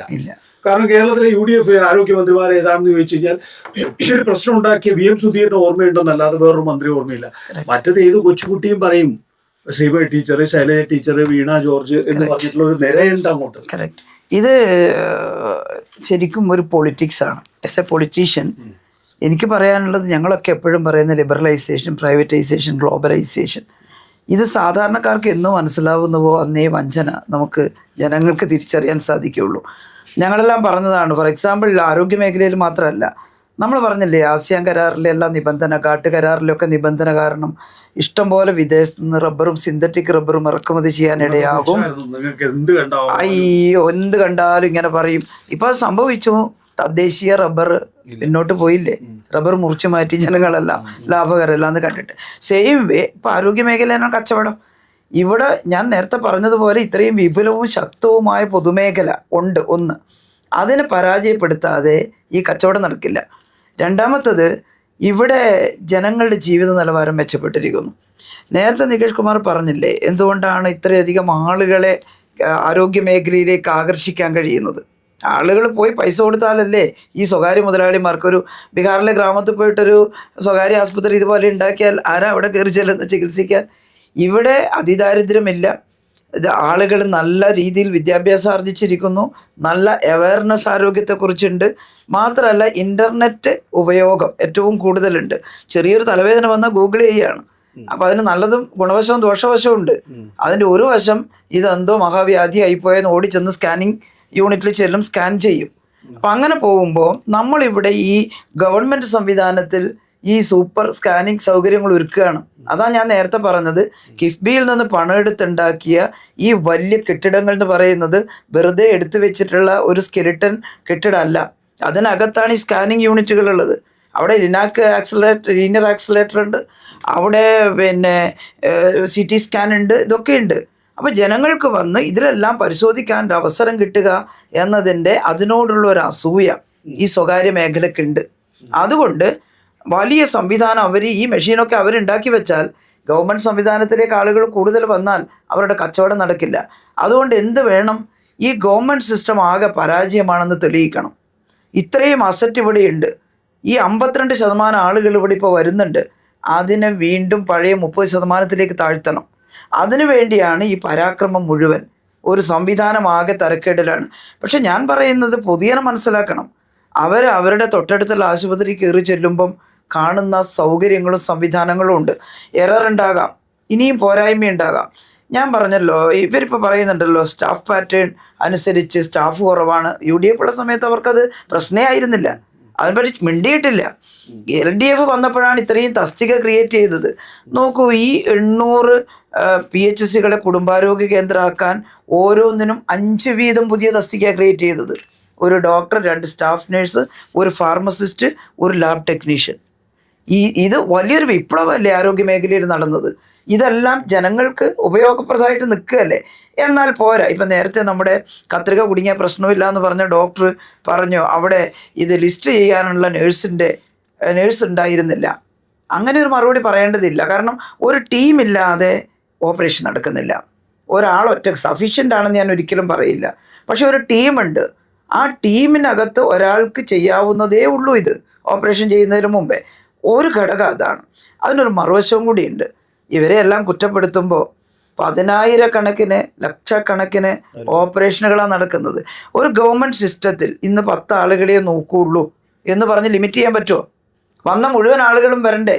ഞാൻ വീണ്ടും ഡൽഹി എയിംസിലെ ട്രോമയുടെ കാര്യം പറഞ്ഞു, ഇവിടുത്തെയും പറയുമ്പം അവർ പറഞ്ഞു നിങ്ങൾക്ക് റെസ്ട്രിക്ട് ചെയ്യാൻ പറ്റില്ല. ഡൽഹിയിലെ ഡോക്ടർമാർ പറഞ്ഞു. അതായത് 10,000 പേരെ ചികിത്സിക്കാനുള്ള സൗകര്യമോ ഉള്ളൂ എങ്കിൽ പോലും 1,01,000 ആളെയും ചികിത്സിക്കൂ. ഒരു എക്സാമ്പിൾ ഞാൻ പറയാം. മുമ്പൊരു തവണ ഇവിടെ മെഡിക്കൽ കോളേജിൽ പ്രസവ വാർഡിൽ നിലത്ത് കിടക്കുന്നു ഗർഭിണികളും പ്രസവിച്ചവരും എന്ന് പറഞ്ഞു. ഞങ്ങളവിടെ ഓടി ചെന്ന് നോക്കി. അപ്പോൾ പറഞ്ഞു, ഡോക്ടർമാരോട് പറഞ്ഞു. അപ്പോൾ അവർ പറഞ്ഞു ഇത്രയും ബെഡ് ഉണ്ട്, ഏറ്റവും വലിയ ബെഡ് സ്ട്രെങ്ത്താണ് അവിടെയെല്ലാം ഉള്ളത്, പ്രൈവറ്റിലൊന്നും കാണാൻ കഴിയില്ല അത്രയും ബെഡ് സ്ട്രെങ്ത്ത്. അത് നിറഞ്ഞു. ഇടത്തരക്കാരും ചിലപ്പോൾ ഉയർന്ന ഇടത്തരക്കാരും ഇവിടെ വരികയാണ്. ഇവിടെ ആകുമ്പോൾ പൈസ ഇല്ല, പൈസ ചിലവാക്കണ്ട. മറ്റേതാകുമ്പം വലിയ പ്രസവത്തിനാണല്ലോ ഏറ്റവും വലിയ ചികിത്സ, അതാണല്ലോ കച്ചവടം. അപ്പോൾ ഇവരോട് ഈ ബെഡ് ഫുള്ളാണ്, നിങ്ങൾ മറ്റു ആസ്പത്രിയിലേക്ക് പോകൂ എന്ന് പറഞ്ഞാൽ അവർ റിക്വസ്റ്റ് ചെയ്യുന്നത് ഞങ്ങൾ തൽക്കാലം നിലത്ത് വിരിച്ചിട്ട് കിടന്നോളാം, ബെഡ് ഒഴിയുമ്പം തന്നാൽ മതി. ഉപേക്ഷിക്കാൻ ഒരു ഗവൺമെൻറ് ഹോസ്പിറ്റലിൽ പറ്റില്ല. ഒരു പ്രൈവറ്റ് ഹോസ്പിറ്റലാണെങ്കിൽ ഇവിടുത്തെ ബെഡ് ഫുള്ളാണ്, അവിടെ പിന്നെ നിലത്ത് കിടത്തുന്ന പ്രശ്നം ഉദിക്കുന്നില്ല. അവർക്ക് കിട്ടേണ്ട പൈസ ആ ബെഡ് കൊണ്ട് അവർ നേടിയെടുക്കും. ഇവിടെ അതല്ല, ഇവിടെ പൈസ വാങ്ങിയിട്ടല്ല നിലത്ത് കിടത്തുന്നത്. കേട്ടില്ലേ? അപ്പം ഞാൻ അവിടെയുള്ള ചില പേഷ്യൻസിനോട് ചോദിച്ചു, നിങ്ങൾ എന്തിനാണ് നിലത്ത് കിടക്കാൻ ഇവിടെ? അപ്പോൾ പറഞ്ഞു, ഞങ്ങൾക്ക് പുറത്ത് ആശുപത്രിയിൽ പോയാൽ വലിയ പൈസയാണ് മാഡം, അതുകൊണ്ട് ഇവിടെ ഇതാണ്. അത് തന്നെയാണ് വീണ ജോർജിൻ്റെ കാലത്തും ഉള്ളത്. നിലത്ത് കിടക്കുന്നു എന്ന് പറഞ്ഞ് ആക്ഷേപിക്കുന്നവർ യഥാർത്ഥത്തിൽ മീഡിയ ചെയ്യേണ്ടത് എന്താ? ഈ ഗവൺമെൻറ് സംവിധാനത്തിൽ ഇത്രയധികം പ്രസവം നടത്തി അവർക്ക് ഔട്ട് ഓഫ് പോക്കറ്റ് എക്സ്പെൻഡിച്ചർ ഇല്ലാതെ ഇത്ര കുട്ടികൾ സുരക്ഷിതമായി തിരിച്ചു പോകുന്നു എന്നല്ലേ? പ്രൈവറ്റ് ഹോസ്പിറ്റലിൽ സംഭവിക്കുന്ന മരണം സംഭവിക്കുന്നുണ്ടോ ഗവൺമെൻറ് ഹോസ്പിറ്റലിലെ ഡെലിവറി പോയിന്റുകളിൽ? ഇല്ല എന്ന് ഞാൻ ഉറപ്പിച്ച് പറയും. ഏറ്റവും സുരക്ഷിതം ഗവൺമെൻറ് ഹോസ്പിറ്റലാണ് പ്രസവിക്കാൻ. പ്രൈവറ്റ് ഹോസ്പിറ്റലിൽ എത്രയോ ഉദാഹരണങ്ങൾ, ഞാൻ ഹോസ്പിറ്റലിൻ്റെ പേരൊന്നും പറയുന്നില്ല, പൈസ ലേശം കുറവാന്ന് തോന്നിയിട്ടുണ്ടെങ്കിൽ നിർത്തി അവിടെ ഇട്ട ആളുകളടക്കമുണ്ട് ശ്രദ്ധിക്കാതെ. അപ്പോൾ ഇവിടെ അതില്ല, ഇവിടെ പൈസ വാങ്ങേണ്ടതില്ല എന്നുള്ളത് കൊണ്ട് വരുന്ന ആളുകളെല്ലാം പ്രസവം എടുക്കുന്നു. ഒരു ഡോക്ടർ ഒരു ദിവസം എത്ര പ്രസവം എടുക്കാം? കഠിനാധ്വാനം ചെയ്യുന്നവരാണ് മഹാഭൂരിപക്ഷ ആളുകൾ ഇതിനകത്ത്. കഠിനാധ്വാനം, ആ കഠിനാധ്വാനം ചെയ്യുന്നവർക്ക് ചിലപ്പോൾ ഒരു എറർ ഉണ്ടാകാം. അപ്പോഴും നമ്മൾ ന്യായീകരിക്കുന്നില്ല, കാരണം വൈകാരികമായിട്ടാണ് എല്ലാ പ്രതികരണവും വരുന്നത്. നമ്മൾ അങ്ങനെ എറർ ഉണ്ടാവാമെന്ന് പറഞ്ഞാൽ പറയും, കണ്ടോ കത്രിക വയറ്റ് കുടുങ്ങിയത് ന്യായീകരിക്കില്ല. ഒരു മനുഷ്യൻ്റെ ഒരു ഫോറിൻ പാർട്ടി ശരീരത്തിൽ എവിടെയെങ്കിലും പാർട്ടിക്കിൾ ഉണ്ടായാൽ അതിൻ്റെ ഒരു അസ്വസ്ഥത, നമുക്കൊരു ചെറിയൊരു അസ്വസ്ഥത നമ്മളെ മൂക്കിലോ തൊണ്ടയിലോ കുടുങ്ങിപ്പോയാൽ നമ്മൾ അതുപോലെ ഒരു എന്തെങ്കിലും ഒരു സാധനം ശരീരത്തിൽ കുടുങ്ങിയാൽ അത് വിഷമം തന്നെയാണ്, അതിനേക്കാൾ വിഷമമില്ല. അത് കണ്ടെത്തേണ്ടതാണ്. പക്ഷേ ആ ഒരു കേസ് വെച്ചിട്ട് അപ്പം അത് വെച്ചിട്ട് ഈ ഗവൺമെൻറ് സിസ്റ്റത്തിലാകെ, നേരത്തെ നികേഷ് കുമാർ ഡോക്ടർ മറ്റോ പറഞ്ഞ പോലെ ഗവൺമെൻറ് സിസ്റ്റത്തിലാകെ കത്രിക കുടുങ്ങുകയാണോ? 10,000 ഈ ചികിത്സയും കഴിഞ്ഞ് മെച്ചപ്പെട്ട് വീട്ടിൽ പോയില്ലേ? കോടികൾ. എന്നിട്ട് അതിനെ തേച്ച് മാച്ച് കളഞ്ഞിട്ടുള്ള ഈ ആരോപണം ഞാൻ നേരത്തെ പറഞ്ഞ ലിബറലൈസേഷൻ്റെ ഭാഗമായിട്ടാണ്, പ്രൈവറ്റൈസേഷൻ്റെ ഭാഗമായിട്ടാണ്. എനിക്ക് ഓർമ്മയുണ്ട്, മുമ്പ് കേന്ദ്ര ഗവൺമെൻറ്റിൽ നിന്നൊരു കത്ത് വന്നിരുന്നു, ഡിസ്ട്രിക്ട് ഹോസ്പിറ്റലുകളെ സ്വകാര്യ ഏജൻസികൾക്ക് നടത്തിപ്പിന് കൊടുക്കുന്നു എന്ന് ചോദിച്ചിട്ട്. ലെറ്റർ വന്നപാടെ തിരിച്ചയച്ചു, ഞങ്ങളുടെ ഡിസ്ട്രിക്ട് ഹോസ്പിറ്റൽ സ്തുത്യർഹമായി പ്രവർത്തിക്കുന്ന വലിയ ഹോസ്പിറ്റലുകളാണ്, നമ്മുടെ ജില്ലാ ഹോസ്പിറ്റൽ പോലെയൊന്നല്ല മറ്റു പലയിടങ്ങളിലും, ഇത് അങ്ങനെ പ്രവർത്തിക്കുന്ന ഹോസ്പിറ്റലാണ്, അതുകൊണ്ട് ഞങ്ങളത് നടത്തിക്കും, അത് സ്വകാര്യ മേഖല കൊടുക്കാൻ തയ്യാറാവുന്നില്ല. ഇപ്പോൾ കത്തെഴുതലും ചോദിക്കലും നിന്നു, നേരിട്ട് പറഞ്ഞേക്കുകയാണ് സ്വകാര്യ മേഖലയിലുള്ള ആളുകളെ. നമ്മുടെ ഗവൺമെൻറ് ഹോസ്പിറ്റലിൽ വിലക്കെടുക്കാൻ ഈ ഗവൺമെൻറ് സമ്മതിക്കില്ല എന്നറിയുന്നത് കൊണ്ടാണ് ഇവിടുത്തെ സ്വകാര്യ ഹോസ്പിറ്റലുകളിൽ പോയത്. ഒരു പോയിന്റും കൂടി പറയാം, നമ്മളെപ്പോഴും ഈ സ്വകാര്യ മേഖലയിലുള്ള ചെറുകിട ഹോസ്പിറ്റലുകളെ ഒരു സോഫ്റ്റ് കോർണറോടെ അല്ലെങ്കിൽ ഒരു ഇഷ്ടത്തോടെ കാണുന്നുണ്ട്, അതിനകത്തുള്ള പോരായ്മകളൊക്കെ പറയുന്നുണ്ട്. പക്ഷേ ആ സ്വകാര്യ ഹോസ്പിറ്റലുകൾ, ചെറുകിട ഹോസ്പിറ്റലുകൾ കൂടിയാണ് കേരളത്തിൻ്റെ ഹെൽത്ത് സിസ്റ്റം. കാരണം ഈ ജനസംഖ്യയുടെ വലിയൊരു ശതമാനം അവർ നമ്മളെ സഹായിച്ചു. ഇവിടെ നമ്മൾ 100 ബെഡ് തരണം, 50 ബെഡ് തരണം, 10 ബെഡ് തരണം എന്ന് സ്വകാര്യ മേഖലയോട് പറഞ്ഞു, സഹകരിച്ചു. ഇനി ഈ ചെറുകിട സ്വകാര്യ ഹോസ്പിറ്റൽ പൂട്ടിപ്പോകുന്നത് എന്തുകൊണ്ടാണ്? ഇപ്പം തന്നെ വലിയ സ്വകാര്യ ഹോസ്പിറ്റൽ വന്നതിൻ്റെ അടുത്താണ് ഉണ്ടായത്, അല്ലാണ്ട് ഗവൺമെൻറ് മേഖലയിൽ ഉണ്ടായിട്ടുള്ള മാറ്റം കൊണ്ട് മാത്രമല്ലത്. പിന്നെ ഈ വരുന്ന ഈ KKR-ഉം ബ്ലാക്ക് സ്റ്റോണൊക്കെ വന്നാൽ ഈ ചെറുകിട ആസ്പത്രികളെ ഇല്ലാതാകും. അതാണ് ലിബറലൈസേഷനും പ്രൈവറ്റൈസേഷനും. അതിനെയാണ് നമ്മൾ ആ പൊളിറ്റിക്സിനെ നമ്മൾ ശക്തമായി എതിർക്കണം. ഈവൻ ഈ ക്ലിനിക്കൽ എസ്റ്റാബ്ലിഷ്മെൻറ്റ് ബില്ല് അന്ന് പാസ്സാക്കുമ്പോൾ ചെറുകിട സ്വകാര്യ ഹോസ്പിറ്റലുകാർ വന്നിട്ട് അവരുടെ പരിഭവം പറഞ്ഞിരുന്നു, ഞങ്ങൾക്ക് വലിയ നിബന്ധന വെക്കരുത്, ഒരു 20 ബെഡ് ഹോസ്പിറ്റൽ. പക്ഷേ സെൻട്രൽ ആക്ടിലെ ചില നിബന്ധനകൾ നമുക്ക് വെക്കേണ്ടതായിട്ട് വന്നു. എന്നിട്ടും നമ്മൾ പറഞ്ഞത് എന്താ, നിങ്ങളെ ബുദ്ധിമുട്ടിക്കില്ല, നിങ്ങളെ പൂട്ടിപ്പോകാൻ അനുവദിക്കില്ല. ശത്രുതാപരമായിട്ടല്ല കേരളത്തിലെ സ്വകാര്യ മേഖലയെ നമ്മൾ കാണുന്നത്. ഡോക്ടർ റൂഹ് എഴുതിയിരിക്കുന്ന ലേഖനത്തില് ഈ ആക്ട് പ്രകാരം പല ഹോസ്പിറ്റലുകളും ഇപ്പോ കിടത്തി ചികിത്സയില്ല, അത് വെറും ഒരു OP-ആയി മാത്രം മാറി എന്നുള്ളത്. അത് ഈ ആക്ട് കൊണ്ടല്ല, ആക്ട് ഇംപ്ലിമെന്റ് ചെയ്ത് കഴിഞ്ഞിട്ടില്ല, പിന്നെ അങ്ങനെ പറയാം. 2028 ഇപ്പൊ അപേക്ഷിക്കുന്നേ ഉള്ളൂ. കോവിഡ് കാരണം അത് നിർത്തിവെച്ചു രജിസ്റ്റർ ചെയ്യാനുള്ള സമയം. പക്ഷെ രജിസ്റ്റർ ചെയ്യുമ്പം നമ്മൾ ഈ ചെറുകിട ആശുപത്രികൾക്ക് പരമാവധി സുരക്ഷ ഒരുക്കും എന്ന് തന്നെയാണ് ഇടതുപക്ഷ ഗവൺമെൻറ് പറയുന്നത്. വീണ്ടും LDF വന്നാൽ അതിന് തന്നെയാണ് ഞാൻ പറയുന്നത്. ഈ കച്ചവടം ജനങ്ങൾ കാണണം. നമ്മുടെ ഈ ഗവൺമെൻറ് ഹോസ്പിറ്റലുകളും ചെറുകിട സ്വകാര്യ ഹോസ്പിറ്റലുകളും അമ്പേ തകർന്നു പോകുന്ന തീരുമാനമാണ്. ഇത് നടപ്പിലാക്കാൻ ആരാ നല്ലത്? UDF ആണ്. ഇടതുപക്ഷം ഈ ഗവൺമെൻറ് മേഖലയെ തകരാൻ അനുവദിക്കില്ല. UDF വന്നാൽ എനിക്ക് ഒരു സംശയവുമില്ല 2015 അപ്പുറത്തേക്ക് ഈ ഗവൺമെൻറ് സിസ്റ്റത്തെ അവർ തകർക്കും. ഒരു പോയിന്റ് മാത്രം ഞാൻ പറഞ്ഞോട്ടെ. കാരണം വെച്ചാൽ ഒരു കാർഡിയോളജിസ്റ്റ് എന്ന നിലയിൽ ഞാൻ കഴിഞ്ഞ 10 വർഷത്തെ കാണുകയാണെങ്കിൽ 2016 ഞങ്ങളുടെ society, cardiological society of India Kerala chapter ഒരു പഠനം നടത്തി. ആ പഠനത്തിനകത്ത് അന്ന് ഏകദേശം 100ഓളം ക്യാത്ത് ലാബുകൾ ഉണ്ടായിരുന്നു, 90-100 ഇടയ്ക്ക് ക്യാത്ത് ലാബുകൾ ഉണ്ടായിരുന്നു. അന്ന് ഒരു ഹാർട്ട് അറ്റാക്ക് ഉണ്ടായി കഴിഞ്ഞാൽ സ്റ്റേറ്റ് ഓഫ് ദി ആർട്ട് ചികിത്സയായുള്ള പ്രൈമറി ആൻജിയോപ്ലാസ്റ്റി 75% ആളുകൾക്ക് 1 മണിക്കൂറിൽ നമുക്ക് ചെയ്യാൻ സാധിക്കുമായിരുന്നു. ഇപ്പോൾ 2026 വന്നപ്പോഴത്തെ ഏകദേശം 150ഓളം ക്യാത്ത് ലാബുകൾ ആവുകയും ഈ ചികിത്സ ഏകദേശം 95% ആളുകൾക്കും ലഭ്യമാവും. ഇത് 95% ഒരു അറ്റാക്ക് ഉണ്ടായി കഴിഞ്ഞാൽ, മേജർ അറ്റാക്ക് ഉണ്ടായി 90% ആളുകൾക്കും ആൻജിയോപ്ലാസ്റ്റി ചെയ്യുക എന്ന് പറയുന്ന ഒരു സ്കാൻഡിനേവിയൻ കൺട്രിയുടെ ഇതുമായിട്ട് ഒപ്പമാണ്. അതിനകത്ത് പ്രധാനമായിട്ടും എവിടെയാണ് വന്നിരിക്കുന്നത്? പ്രധാനമായിട്ടും വന്നിരിക്കുന്നത് നിങ്ങളുടെ എല്ലാ മെഡിക്കൽ കോളേജുകളിലും ഡിസ്ട്രിക്ട് ഹോസ്പിറ്റൽ, ഏത് താഴെത്തലയിലേക്ക് താലൂക്ക് ഹോസ്പിറ്റൽ വരെ പ്രൈമറി ആൻജിയോപ്ലാസ്റ്റിയുടെ സംവിധാനം ഉണ്ടായിരിക്കുന്നു. അതുകൊണ്ട് നിങ്ങൾക്ക് ഇന്ന് 95% ആളുകൾക്കും ഒരു അറ്റാക്ക് ഉണ്ടായി കഴിഞ്ഞാൽ ആ ആശുപത്രി, അതിൽ തൊട്ടടുത്ത് പ്രൈവറ്റ് ഹോസ്പിറ്റൽ ഉണ്ടാകും, കോർപ്പറേറ്റ് ഹോസ്പിറ്റൽ ഉണ്ടാകും, അതിനകത്ത് തന്നെ മെഡിക്കൽ കോളേജുകൾ ഉണ്ടാകും, താലൂക്ക് ഹോസ്പിറ്റലുകൾ ഉണ്ടാകും. ഇത് സ്കാൻഡിനേവിയൻ കൺട്രിയിൽ ഒരു സൂചകക്കൊപ്പമാണ്, വേറെ എങ്ങുമില്ല. അടുത്തൊരു കഥ പറയാം. ഇനി ഈ നമ്പറിനെ കുറിച്ച് പറയുകയാണെങ്കിൽ ഈ നമ്മൾ വിചാരിക്കും പ്രൈവറ്റ് ഹോസ്പിറ്റൽസ് ആണ് ഏറ്റവും ആൻജിയോപ്ലാസ്റ്റി ചെയ്യുന്നത്. അല്ല, 1ാം സ്ഥാനവും 2ാം സ്ഥാനവും 3ാം സ്ഥാനവും 4ാം സ്ഥാനവും പോലും ഒരുപക്ഷെ ഈ കേരളത്തിലെ ഒരു ജനറൽ ഹോസ്പിറ്റലിനും അല്ലെങ്കിൽ മെഡിക്കൽ കോളേജിനായിരിക്കും. അതിനുശേഷം മാത്രമേ പ്രൈവറ്റ് ഹോസ്പിറ്റലിൽ സ്ഥാനമുള്ളൂ. ഇന്ത്യയിൽ തന്നെ പ്രൈമറി ആൻജിയോപ്ലാസ്റ്റി ഇന്ത്യയിൽ തന്നെ ഏറ്റവും കൂടുതൽ പ്രൈമറി ആൻജിയോപ്ലാസ്റ്റി ചെയ്യുന്ന 2 മെഡിക്കൽ കോളേജുകൾ, ഒന്ന് പരിയാരം മെഡിക്കൽ കോളേജും തിരുവനന്തപുരം മെഡിക്കൽ കോളേജുമാണ്. അതാണ് വസ്തുതകൾ. അവസാനമായിട്ട് KG ജേക്കബ്, നോക്കൂ, നേരത്തെ പറഞ്ഞല്ലോ വീണ ജോർജിനോട് എന്ത് ചോദിച്ചു കഴിഞ്ഞാലും റിപ്പോർട്ട് വരട്ടെ എന്ന് പറയും, അല്ലെങ്കിൽ അതിന് സമിതിയെ നിയോഗിക്കും. നമുക്ക് ഇതിനകത്തുള്ള ഒരു പ്രധാനപ്പെട്ട പ്രശ്നം എന്താണെന്ന് വെച്ച് കഴിഞ്ഞാൽ ഈ സഹപ്രവർത്തകരാണ് അന്വേഷണം നടത്തുന്നത് എന്നുള്ളതാണ്. ഇവരൊരിക്കലും ഒരു സഹപ്രവർത്തകനെ കുറ്റക്കാരനായി കാണില്ല എന്നുള്ളതാണ്. ഈ ഡോക്ടർമാർക്ക് വേറൊരു പ്രശ്നമുണ്ട്. അവർ പൂച്ച വെറ്റി കിടക്കുന്ന പോലെയാണ്. അവർക്ക് ഒരാളെ പോലും ശിക്ഷിക്കരുത് എന്നാണ്. നേരത്തെ പറഞ്ഞല്ലോ, പരിമിതികൾ എല്ലായിടത്തും ഉണ്ട് എന്നും ഈ പരിമിതികളിൽ പലർക്കും കൈപ്പിഴ പറ്റുന്നുണ്ട് എന്നുള്ളത് വാസ്തവമാണ്. അപ്പോൾ ഒരാളെ പോലും ശിക്ഷിക്കാത്ത ഒരു സംവിധാനം ഉണ്ടാകുമ്പോൾ ആ സിസ്റ്റം നമുക്ക് ഉടച്ചു വാർക്കണ്ടേ എന്നൊരു ചോദ്യം ജനങ്ങളിൽ നിന്ന് വരും. അതിനകത്തൊരു പ്രശ്നമുണ്ട്. അത് അവർ ഡോക്ടർമാർ ഓണസ്റ്റായേ പറ്റും. കാരണം ഇതൊന്നും ഈ ഒരു നെഗ്ലിജൻസ് എന്നുള്ളത് മനഃപൂർവ്വമല്ലാത്ത നെഗ്ലിജൻസ് ഒന്നും ശിക്ഷയിലേക്കൊന്നും പോകില്ല. അപ്പോൾ ഇതുപോലത്തെ ഒരു സംഭവമൊന്നും ശിക്ഷയിലേക്കല്ലല്ലോ പോകുന്നത്. അപ്പോൾ അതിനകത്തൊരു റെസ്പോൺസിബിലിറ്റി, അക്കൗണ്ടബിൾ ആകുക എന്നുള്ളത് വളരെ പ്രധാനപ്പെട്ട ഒരു കാര്യമാണ്. അവർ പ്രഷറിലാണ് വർക്ക് ചെയ്യുന്നത്. നമ്മൾ നേരത്തെ പറഞ്ഞതുപോലെ അവർ ഭയങ്കര പ്രഷറിലൊക്കെ തന്നെയാണ് വർക്ക് ചെയ്യുന്നത്. പക്ഷേ അത് നെഗ്ലിജൻസിനുള്ളൊരു എക്സ്ക്യൂസ് അല്ല. അപ്പോൾ ഒരു നെഗ്ലിജൻസ് വന്നു കഴിഞ്ഞിട്ടുണ്ടെങ്കിൽ അത് ഐഡൻറ്റിഫൈ ചെയ്യാനുള്ള ഒരു ഫെയർ ആയിട്ടുള്ളൊരു മെക്കാനിസം ഉണ്ടാകണം. അത് ഡോക്ടർമാരെ സഹായിച്ചെങ്കിലേ പറ്റൂ. ഇപ്പോൾ നമുക്ക് വിദേശ രാജ്യങ്ങളിൽ വളരെ സീരിയസ് ആയിട്ടുള്ള ശിക്ഷയും ഒക്കെ ഉണ്ട്. പക്ഷെ അവിടെ എന്ന് വെച്ചാൽ ഒരു ഡോക്ടർ, ഒരു കാർഡിയോളജിസ്റ്റ് എത്ര പേരെ നോക്കും? 3 പേരെ നോക്കും, അല്ലെങ്കിൽ 4 പേരെ നോക്കും. ഇവിടെ 25 പേരെ 30 പേരെയൊക്കെയാണ് നമ്മൾ കാർഡിയോളജിസ്റ്റുകൾ നോക്കുന്നത്. അപ്പോൾ ആ സ്റ്റാൻഡേർഡ്സ് നമുക്ക് ഏകദേശം ജനറൽ ഹോസ്പിറ്റലിൽ ഏകദേശം 200ഓളം ഒപ്പിയാണ്. അപ്പോൾ പക്ഷേ നമ്മളിത് ആരെയും വെടിവെച്ച് കൊല്ലാൻ വേണ്ടി പോവല്ല. ഇത് ഈ സിസ്റ്റത്തിൽ ഉണ്ടാകുന്ന, സിസ്റ്റം എന്നൊക്കെ പറഞ്ഞ മഹാവൃത്തികെട്ട വാക്ക്, അത് വേറെ കാര്യം. സിസ്റ്റം അതാണ് വേറെ കാര്യം. സിസ്റ്റം എന്ന് പറയുന്നത് പരിഹസിക്കാൻ, അത് പ്രത്യേകിച്ച് ഹെൽത്ത് ഡിപ്പാർട്ട്മെൻറ്റ് 10-200 വർഷമുള്ള, അപ്പം എത്ര ലെയറിലായിരിക്കും അത് വർക്ക് ചെയ്യുന്നുണ്ടാവുക. അപ്പോൾ പറഞ്ഞു ഇത്രേ ഉള്ളൂ, ഡോക്ടർമാർ ഓണസ്റ്റായേ പറ്റും.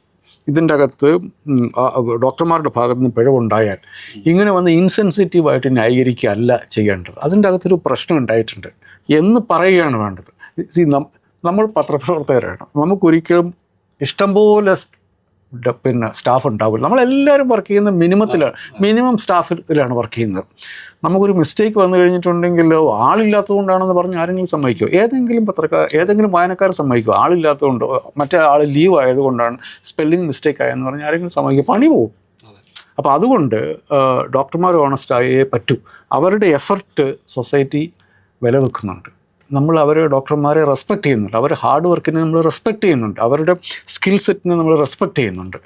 അപ്പോൾ അതിൻ്റെ ഭാഗമായിട്ട് വരുന്ന പിഴകളെ, അവർക്ക് വരുന്ന സ്ലിപ്പുകളെ അങ്ങനെ തന്നെ സൊസൈറ്റി കാണുള്ളൂ. But they need to be honest about it. ഞങ്ങൾക്കിത് കണ്ടുപിടിക്കാൻ വേണ്ടി പറ്റുന്നില്ല എന്നൊക്കെ പറയുന്നത് മനുഷ്യരെ മണ്ടന്മാരാക്കുന്നതിന് തുല്യമാണ്. പക്ഷേ ഞാനാണെങ്കിൽ ഒരു പൊളിറ്റിക്കൽ എക്സിക്യൂട്ടീവിന് എവിടെ വരെ പോകാൻ വേണ്ടി പറ്റും? ഇത് ഡോക്ടർമാർ പറഞ്ഞെങ്കിൽ അവർക്ക് മനസ്സിലാവും. അതല്ലാതെ പിന്നെ ചെയ്യാൻ പറ്റുന്നത്, കോഴിക്കോട് എനിക്ക് തോന്നുന്നത് വേറൊരു നിവൃത്തിയില്ലാത്തതുകൊണ്ടാണ് പോലീസിൻ്റെ കയ്യിലേക്ക് കൊടുത്തു ആ കേസ്. അങ്ങനെ പോലീസ് ഇൻവെസ്റ്റിഗേഷനിലേക്ക് പോകുന്നതിനേക്കാൾ നല്ലത് ഇവർ തന്നെ അതിൻ്റെ ഒരു സിസ്റ്റം ഉണ്ടാക്കിയെടുക്കുക എന്നുള്ളതാണ്. നമ്മൾ ഒരു ഡോക്ടറെയും ജയിലിലേക്ക് അയച്ചാൽ ഒട്ടും നമ്മളെ കാലത്തൊന്നും പറ്റില്ല. ഇത്തരം പ്രശ്നങ്ങളുടെ പേരിലൊന്നും ആരും ജയിലിലേക്ക് പോകാനുള്ള ഒരു സാധ്യതയുണ്ടെന്ന് എനിക്ക് തോന്നുന്നില്ല. പക്ഷേ അതിൽ ഡോക്ടർമാർ ഓണസ്റ്റ് ആയേ പറ്റൂ. ഗവൺമെൻറ് സിസ്റ്റത്തെ സപ്പോർട്ട്, നമ്മളിപ്പോൾ ഡോക്ടർമാരെ നമ്മൾ മാന്യമായിട്ട് ട്രീറ്റ് ചെയ്യുന്നുണ്ട്. 10 വർഷം 20 വർഷം മുമ്പത്തെ പോലെ അല്ല. അവർക്ക് അത്യാവശ്യം കൊള്ളാവുന്ന സേവന വേതന വ്യവസ്ഥകളുണ്ട്. അപ്പോൾ അവരും തിരിച്ച് സൊസൈറ്റിയോട് ആ റെസ്പോൺസിബിലിറ്റിയും റെസ്പോൺസിബിലിറ്റി ഇല്ലാന്ന് ഞാൻ പറയില്ല, അക്കൗണ്ടബിലിറ്റി ഉണ്ടാകുക എന്നുള്ളത് വളരെ പ്രധാനപ്പെട്ട കാര്യമാണ്. നമുക്ക് റിസർച്ച് ടോപ്പിക് അവസാനിക്കുന്നതിന് മുമ്പ് എനിക്ക് തോന്നുന്നത് ഇതിൽ സമഗ്രമായി കാര്യങ്ങൾ പ്രതിപാദിക്കാൻ 3 പേർക്കും സാധിച്ചിട്ടുണ്ട് എന്ന് ഞാൻ വിശ്വസിക്കുകയാണ്. വലിയ വിഷയമായതിനാൽ സ്വാഭാവികമായും കൂടുതൽ പറയണം എന്ന തോന്നൽ എല്ലാവർക്കും ഉണ്ടായേക്കാം. എങ്കിൽ പോലും സമയപരിധി കൊണ്ട് അവസാനിപ്പിക്കാം. നോക്കൂ, എനിക്ക് രാഷ്ട്രീയ ഭേദമുള്ള ഒരാൾ തന്നെയാണ്. പക്ഷേ എങ്കിൽ പോലും ഈ വിഷയത്തിൽ തുറന്നൊരു അഭിപ്രായ പ്രകടനം നടത്തേണ്ടത് ഈ കാര്യത്തിൽ അനിവാര്യമായ ഒരവസ്ഥയിലാണ് നമ്മൾ എത്തിച്ചേർന്നിരിക്കുന്നത് എന്നാണ്. ഒന്നാമത്തെ കാര്യം എന്ന് പറയുന്നത്, ഈ സമയത്ത് പ്രത്യേകിച്ച് 6000 കോടി റുപ്യ പരസ്യമായി, അതായത് സ്വാഭാവികമായും എല്ലാ ഇൻവെസ്റ്റ്മെൻറ്റും നമ്മൾ അറിയണമെന്നില്ല, പരസ്യമായി 6000 കോടി റുപ്യ കേരളത്തിലെ സ്വകാര്യ ആശുപത്രികളിൽ നിക്ഷേപിക്കുന്ന ആഗോള കുത്തകകൾ, ഇൻവെസ്റ്റ്മെൻറ്റ് ഏജൻസികൾ ഇവിടെ വരുമ്പോൾ അവരുടെ ഉദ്ദേശം ഒന്നു മാത്രമാണ്: ലാഭമെടുക്കുക എന്നുള്ളത്. അവർ ആശുപത്രി പ്രവർത്തനം നടത്തുന്നവരല്ല അമേരിക്കയിൽ. അവർ ഇൻവെസ്റ്റ്മെൻറ്റ് എവിടെയൊക്കെയാണോ ലാഭകരമായിട്ടുള്ള ബിസിനസ് ഉള്ളത് അവിടെയൊക്കെ ഇൻവെസ്റ്റ് ചെയ്യുന്നവരാണ്. റിയൽ എസ്റ്റേറ്റ് പോലെ. അപ്പോൾ ആശുപത്രിയിലേക്ക് ഇൻവെസ്റ്റ് ചെയ്യുന്നതിലൂടെ അവർ ഇവിടെ നിന്ന് ലാഭമെടുക്കാനാണ് വരുന്നത്. ആ ലാഭമെടുക്കണമെങ്കിൽ ഇവിടെ പൊതു ആരോഗ്യരംഗം തകരണം. അതിനു വേണ്ടി അവർ രാഷ്ട്രീയ കക്ഷികളെ, മാധ്യമങ്ങളെ ഉപയോഗിക്കുന്നുണ്ടോ എന്ന് നമ്മൾ ചിന്തിക്കുക എന്നുള്ളതാണ് ഏറ്റവും പ്രധാനപ്പെട്ട പ്രശ്നം എന്ന് പറയുന്നത്. പിന്നെ ഇവിടുത്തെ പൊതു ആരോഗ്യ രംഗം തകരുന്ന രീതിയിലുള്ള ഒരു തെരഞ്ഞെടുപ്പ് ഫലം ഉണ്ടാകണമോ എന്നും ഇവർ ആഗ്രഹിക്കുന്നുണ്ടോ? ഇതും നമ്മൾ ആലോചിക്കേണ്ടതുണ്ട് എന്നുള്ളതാണ്. ആലോചിച്ചാൽ മതി, ഞാൻ പറയുന്ന വാക്കുകൾ നിങ്ങൾ എടുക്കേണ്ടതില്ല, ആലോചിച്ചാൽ മാത്രം മതി. ആലോചിച്ചാൽ അതിൻ്റെ ഉത്തരം കണ്ടെത്തുക. നന്ദി ശ്രീമതി കെ ശൈലജ ടീച്ചർ, ഒപ്പം തന്നെ KG ജേക്കബ്, ഒപ്പം തന്നെ ഡോക്ടർ ജോ ജോസഫ്.